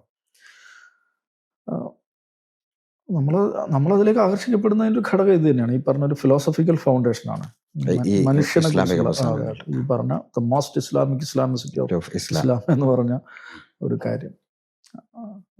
ഇപ്പൊ ഈ ജമാഅത്തെ ഇസ്ലാമിയിലേക്ക് ഇപ്പൊ കുട്ടിക്കാലത്ത് തന്നെ അതിന്റെ ഒരു സാധനം ഉണ്ടല്ലോ. അപ്പൊ ഈ ജമാഅത്തെ ഇസ്ലാമിയുടെ ഈ അടിസ്ഥാന വാദങ്ങളൊക്കെ ഉണ്ടല്ലോ. ഇപ്പം ഉദാഹരണത്തിന് നമ്മളെ ഈ പറയപ്പെടുന്ന ഹുക്കുമത്ത് ഇലാഹിയ അങ്ങനെയൊക്കെയുള്ള സാധനങ്ങളൊക്കെ ഇപ്പൊ മാറിയോ ഇപ്പോഴത്തെ ഒരു? ഞാൻ അതിനെക്കുറിച്ച് ഔദ്യോഗികമായിട്ട് സംസാരിക്കേണ്ട ഒരാളല്ല. പക്ഷെ ഒരു ബേസിക് ഫൗണ്ടേഷൻ എന്ന് പറയുന്നത് ഈ പറഞ്ഞ മാതിരി മനുഷ്യന്റെ മോചനവും ഈ പറഞ്ഞ ലിബറേഷനും സാൽവേഷനും സാധ്യമാകുക എന്നുള്ളതാണ്. അതിൻ്റെ പ്രാക്ടിക്കൽ മൊഡാലിറ്റീസ് എന്ത് എന്നുള്ളത് പല സ്വഭാവത്തിൽ കാലത്തിനും സാഹചര്യങ്ങൾക്കും സന്ദർഭത്തിനനുസരിച്ച് മാറിക്കൊണ്ടിരിക്കുന്നതാണ്. ഇപ്പോൾ ഖുർആനിൽ പിന്നെ പ്രവാചകന്മാരെ കുറിച്ച് പറയുന്ന സ്ഥലത്ത് മിക്കയിടങ്ങളിലും, എല്ലായിടത്തും ഞാൻ പറയുന്നു, മിക്കയിടങ്ങളിലും പറയുന്ന ഒരു പ്രയോഗം എന്ന് വെച്ചാൽ പ്രവാചകന്മാരെ നാം കിതാബും ഹിക്മത്തും നൽകിയാണ് അയച്ചതെന്ന് പറയുന്നത്. കിതാബ് എന്ന് പറഞ്ഞാൽ എന്താണ്? ടെക്സ്റ്റാണ്. ഹിക്മത്ത് എന്ന് പറഞ്ഞാൽ എന്താണ്? ആ ടെക്സ്റ്റ് ഒരു കോണ്ടെക്സ്റ്റിൽ എങ്ങനെയാണ് അപ്ലൈ ചെയ്യേണ്ടത് എന്നതിനെ കുറിച്ച് ഒരാൾക്ക് ഉണ്ടാവേണ്ട വിവേകമാണ്, അല്ലെങ്കിൽ അതിൻ്റെ ഒരു പ്രായോഗിക ജ്ഞാനമാണ്. ഹിക്മത്ത് എന്ന് പറഞ്ഞാൽ അതിന് പല അർത്ഥമുണ്ട്. തന്ത്രം എന്നർത്ഥമുണ്ട്, വിവേകം എന്നർത്ഥമുണ്ട്, ഉത്ഗ്രഥന, അങ്ങനെ ആ ഒരു ഹിക്മത്ത് എന്ന് പറയുന്നത് ഒരു ടെക്സ്റ്റിനെ ഒരു കോണ്ടെക്സ്റ്റിൽ എങ്ങനെ അപ്ലൈ ചെയ്യണം. കിതാബിലെല്ലാം ഉണ്ടല്ലോ. കിതാബ് ഉണ്ടായിരിക്കുക പിന്നെ എന്തിനാണ് ഹിക്മത്ത്? ടെക്സ്റ്റ് മാത്രം മതിയാവില്ല മനുഷ്യന്. അതുകൊണ്ടാണ് മതത്തെ അറിയുക പ്രമാണങ്ങളിലൂടെ എന്ന് ചില ആളുകൾ പറയുന്നത്. പ്രമാണങ്ങളിലൂടെ മാത്രം ഒരു കാര്യത്തെ നമുക്ക് മനസ്സിലാക്കാൻ പറ്റില്ല. ഈ പ്രമാണത്തിലുള്ള കാര്യം മനുഷ്യന്റെ വിവിധ ജീവിത സന്ദർഭങ്ങളിൽ, ജീവിതാനുഭവങ്ങളിൽ എങ്ങനെയാണ് കടന്നു വന്ന പ്രായോഗികവൽക്കരിക്കപ്പെട്ടതാണ്. അപ്പോൾ ഏതൊരു അത് സംഘടനകൾക്ക് ബാധകമാണ്. ബേസിക് ഫ്രെയിംവർക്ക് എന്താണ്? മനുഷ്യന്റെ മോചനവും ഈ പറയുന്ന ലിബറേഷനും ഇതില് ഓക്കെ, ഞാനിപ്പോ വളരെ സ്ട്രെയിറ്റ് ഫോർവേഡ് ചോദിച്ചാലേ, ഇപ്പം യഥാർത്ഥ മുസ്ലിം ജീവിതം സാധ്യമാവണമെങ്കിൽ ഹുക്കൂമത്ത് വേണമെന്ന് ഒരിക്കലില്ല. ഹുക്കൂമത്ത് എന്ന് പറഞ്ഞാൽ അങ്ങനെ അത് തന്നെ. ഇപ്പൊ ഹുക്കൂമത്ത് എന്ന് പറയുന്ന ഒരു സംഗതി എന്താണ് ഹുക്കൂമത്ത്? ഹുക്കൂമത്ത് ഇലാഹിയ അങ്ങനെ ഹുക്കൂമത്ത് ഓൾറെഡി ഉണ്ട്. വാക്ക് പ്രയോഗം ഒരുപക്ഷെ ഇന്ത്യയിലൊരു എനിക്ക് തോന്നുന്ന ഒരു വൈജ്ഞാനിക സർക്കിൾ ആദ്യമായിട്ട് പ്രയോഗിച്ച ആള് അബുൽ കലാം ആസാദാണ്. മൗദൂദി പോലുമല്ല. ഇപ്പൊ ദൈവരാജ്യം എന്ന് പറയുന്നത്, ദൈവരാജ്യം വരണമേ എന്ന് പ്രാർത്ഥിക്കുന്ന, നിത്യവും പ്രാർത്ഥിക്കുന്ന ആരാണ്? ക്രിസ്ത്യാനികളാണ്. ഗാന്ധിജി എന്താണ്? അദ്ദേഹം രാമരാജ്യം വരണം എന്നാണ്, രാമരാജ്യമാണ് ഞാൻ ആഗ്രഹിക്കുന്നതാണ്. അത് ഒരു വിശ്വാസിക്കുണ്ടാകുന്ന എന്താ പറയാ, അയാളുടെ വിശ്വാസത്തെ കുറിച്ച് ഒരു സ്വപ്നം. എന്താണ് CPM-ന്റെ ഭരണഘടനയിൽ എഴുതി വെച്ചിരിക്കുന്നത്? ജനകീയ ജനാധിപത്യ വിപ്ലവമാണ്, തൊഴിലാളി വർഗ സർവാധിപത്യം. ഇപ്പോഴും അത് തന്നെയാണ്. Dictatorship of the proletariat. Dictatorship എന്ന് ഭരണഘടനയിൽ ഡിക്റ്റേറ്റർഷിപ്പ് ഉണ്ടാക്കാൻ വേണ്ടിയിട്ടാണ് ഈ പാർട്ടി പ്രവർത്തിക്കുന്നത് എന്ന് ഭരണഘടന എഴുതി വെച്ച പാർട്ടിയാണ് communist party of India Marxist. ഏത് അവരെ തെരഞ്ഞെടുപ്പിലൊക്കെ പങ്കെടുക്കുന്ന എന്തിനാണ്? ജനാധിപത്യ പ്രക്രിയയിൽ ഇടപെടുന്ന എന്തിനാണ്? ഡിക്റ്റേറ്റർഷിപ്പ് ഉണ്ടാകും. അതിലൊരു അത് പാർട്ടി പ്ലീനങ്ങളും ഒക്കെ പരിഹരിച്ചാണ്. ഇപ്പോ നമ്മളെ എനിക്ക് തോന്നുന്നത് റൂമി, നിങ്ങൾ ജസ്റ്റ് ഗോ ഗൂഗിൾ വെബ്സൈറ്റ് എടുക്കുക. നമ്മളിപ്പോ അതല്ലല്ലോ. ഓക്കെ, ഞാനതില് ഇപ്പൊ ഞാനൊക്കെ പാർട്ടി ക്ലാസ് പങ്കെടുത്തിരുന്ന ആളല്ലേ. ഞങ്ങൾക്ക് അവസാനം കിട്ടിയ ക്ലാസ് ഞാൻ പറഞ്ഞുതരാം. ഇപ്പൊ നമ്മൾ ഡിക്റ്റേറ്റർഷിപ്പ് എന്ന് പോയി നമ്മളിപ്പോ ഒരു ജനകീയ ജനാധിപത്യ വിപ്ലവത്തിൽ എത്തിയിട്ടുണ്ട്.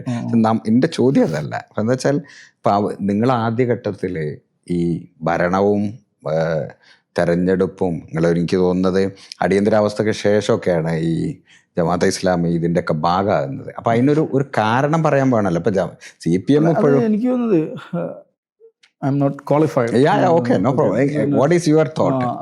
ഏതൊരു പ്രസ്ഥാനത്തിനും പിന്നെ അതിന്റെ പരിണാമങ്ങളുണ്ടാവും. പലതരം അനുഭവങ്ങളിലൂടെ കടന്നു വന്നിട്ട് പലതരം. ഇപ്പോൾ നമ്മൾ ഒരു ചെറിയൊരു ഉദാഹരണം പറഞ്ഞാൽ, പിന്നെ ഒരു പക്ഷേ ഇത് തമാശ എന്ന് തോന്നാം. ഇപ്പം മൗദൂദിയുടെ പിന്നെ എഡ്യൂക്കേഷൻ എന്ന് പറഞ്ഞൊരു പുസ്തകമുണ്ട്.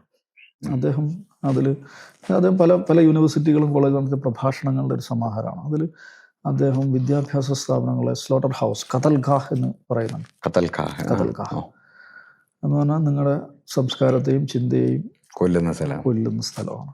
പിന്നെ അത് മാത്രമല്ല, ഇപ്പോൾ വെച്ചാൽ ആ വിദ്യാഭ്യാസം എന്ന് പറഞ്ഞാൽ അത് ന്യൂട്രലായിട്ടുള്ളൊരു കാര്യമല്ല. ആരാണോ ഭരിക്കുന്നത് പിന്നെ അവർക്ക് ആവശ്യമായ പ്രൊഡക്റ്റുകൾ സൃഷ്ടിക്കാൻ വേണ്ടിയിട്ടുള്ള, അതിനുവേണ്ടി നിങ്ങളെ ഇല്ലാതാക്കുന്ന, നിങ്ങളെ കൊന്നുകളയുന്ന ഒറിജിനൽ ഒരു സംഗതിയാണ് വിദ്യാഭ്യാസ സ്ഥാപനങ്ങൾ. അതാണ് അദ്ദേഹം അലിഗഡിലെ വിദ്യാർത്ഥികളെ അഭിസംബോധന ചെയ്തുകൊണ്ടാണ് പ്രസംഗിക്കുന്നത്. ഈ മൗദൂദിയുടെ ചിന്തകളിൽ ആകൃഷ്ടരായിട്ടുള്ള വിദ്യാർത്ഥികൾ പിന്നെ സിമി എന്ന വിദ്യാർത്ഥി സംഘടന രൂപം നൽകുന്നത് ഇതേ അലിഗഡിലാണ്. വർഷങ്ങൾക്ക് ശേഷം എനിക്ക് തോന്നുന്നത് ഇത് 30s മറ്റാണ് അദ്ദേഹം പ്രസംഗിക്കുന്നത്. പക്ഷെ 75 ഈ ഒരു സിമി എന്ന് പറയുന്ന സംഘടനക്ക് രൂപം കൊടുക്കുന്നത് ഇതേ അലിഗഡിലാണ്. ഇനി ഞാൻ വേറൊന്ന് പറയാം. നമുക്ക് അലിഗഡ് യൂണിവേഴ്സിറ്റി ഉണ്ട്, ജാമ്യ മില്ലിയ ഉണ്ട്. ഇന്ത്യയിലെ പ്രധാനപ്പെട്ട 2 ന്യൂനപക്ഷ സ്ഥാപനങ്ങൾ. ഈ ജാമ്യ മില്ലിയ എന്തിനു വേണ്ടി ഉണ്ടാക്കിയെന്നറിയോ?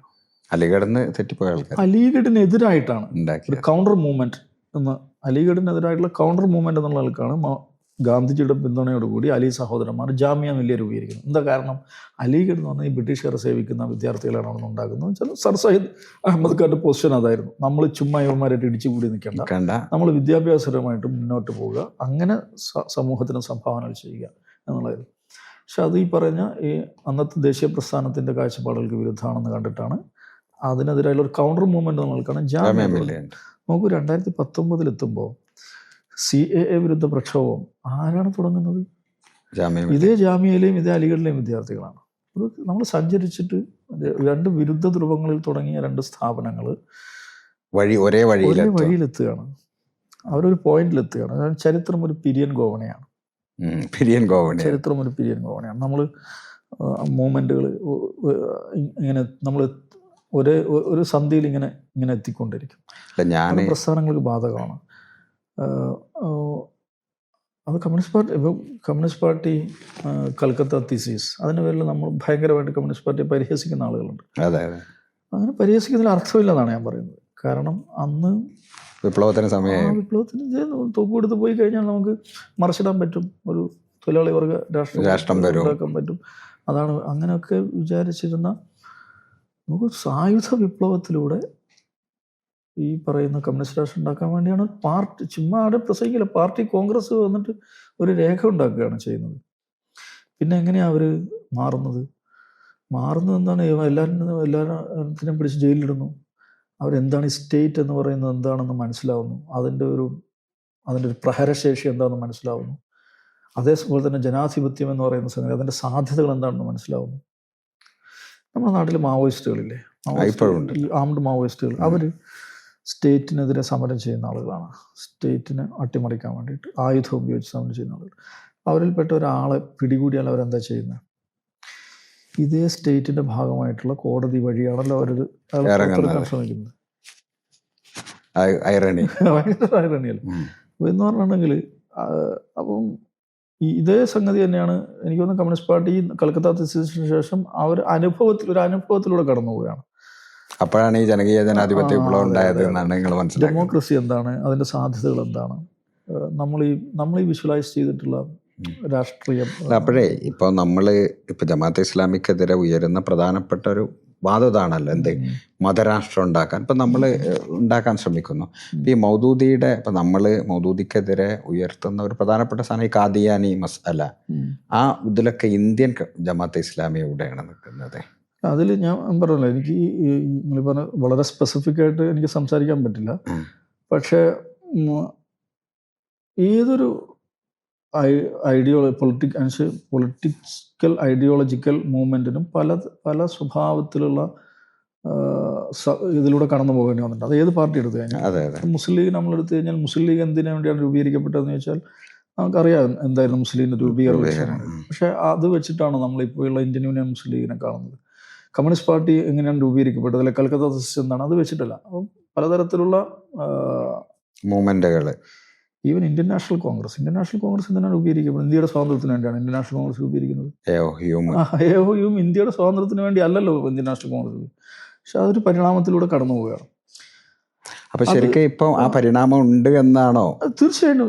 പറഞ്ഞാല് ജമാഅത്തെ ഇസ്ലാമി ലോകത്ത് എല്ലാ മൂവ്മെന്റുകൾക്കും ഉണ്ടാവും. അപ്പൊ അതിനോട് നമുക്ക് അതിനെ വിമർശിക്കുക, അതിനെ ഡിബേറ്റ് ചെയ്യുക എന്നുള്ളതാണ്. പക്ഷെ അതേസമയം ജമാഅത്തെ ഇസ്ലാമിയുടെ കാര്യത്തിൽ ഒരു കാര്യം വെച്ചാൽ അവർ ഈ പറഞ്ഞ കൽക്കട്ട തീസീസിലൊക്കെ ഉള്ളതുപോലെ ഏതെങ്കിലും നിലക്കുള്ള സായുധ കലാപത്തിന്, അല്ലെങ്കിൽ ഈ അട്ടിമറി പ്രവർത്തനങ്ങൾ, നിയമവിരുദ്ധമായിട്ടുള്ള പ്രവർത്തനങ്ങൾ, അതിനെക്കുറിച്ച് എനിക്ക് തോന്നുന്നു അതിൻ്റെ ഏറ്റവും വലിയ എതിരാളികൾ പോലും അവരങ്ങനെ ചെയ്തു എന്ന് അഭിപ്രായപ്പെടുന്നുണ്ടാവില്ല. അങ്ങനെ ഒരു ട്രാക്ക് റെക്കോർഡ് അതിനില്ല. പക്ഷെ അങ്ങനെ ഉണ്ട് എന്ന് വരുത്താൻ വേണ്ടിയിട്ടുള്ള പല ശ്രമങ്ങളും നടക്കുന്നുണ്ട് എന്നാണ്. എന്ന് പറഞ്ഞിട്ട് ഇത് ഒരു കുഴപ്പമില്ലാത്ത ഇതൊന്നുമല്ല. ലോകത്തെല്ലാ പ്രസ്ഥാനങ്ങൾക്കും ഉണ്ടാകുന്നത് പോലുള്ള പിഴവുകളും കുഴപ്പങ്ങളൊക്കെ അതിനുണ്ടായിട്ടുണ്ടാകാം.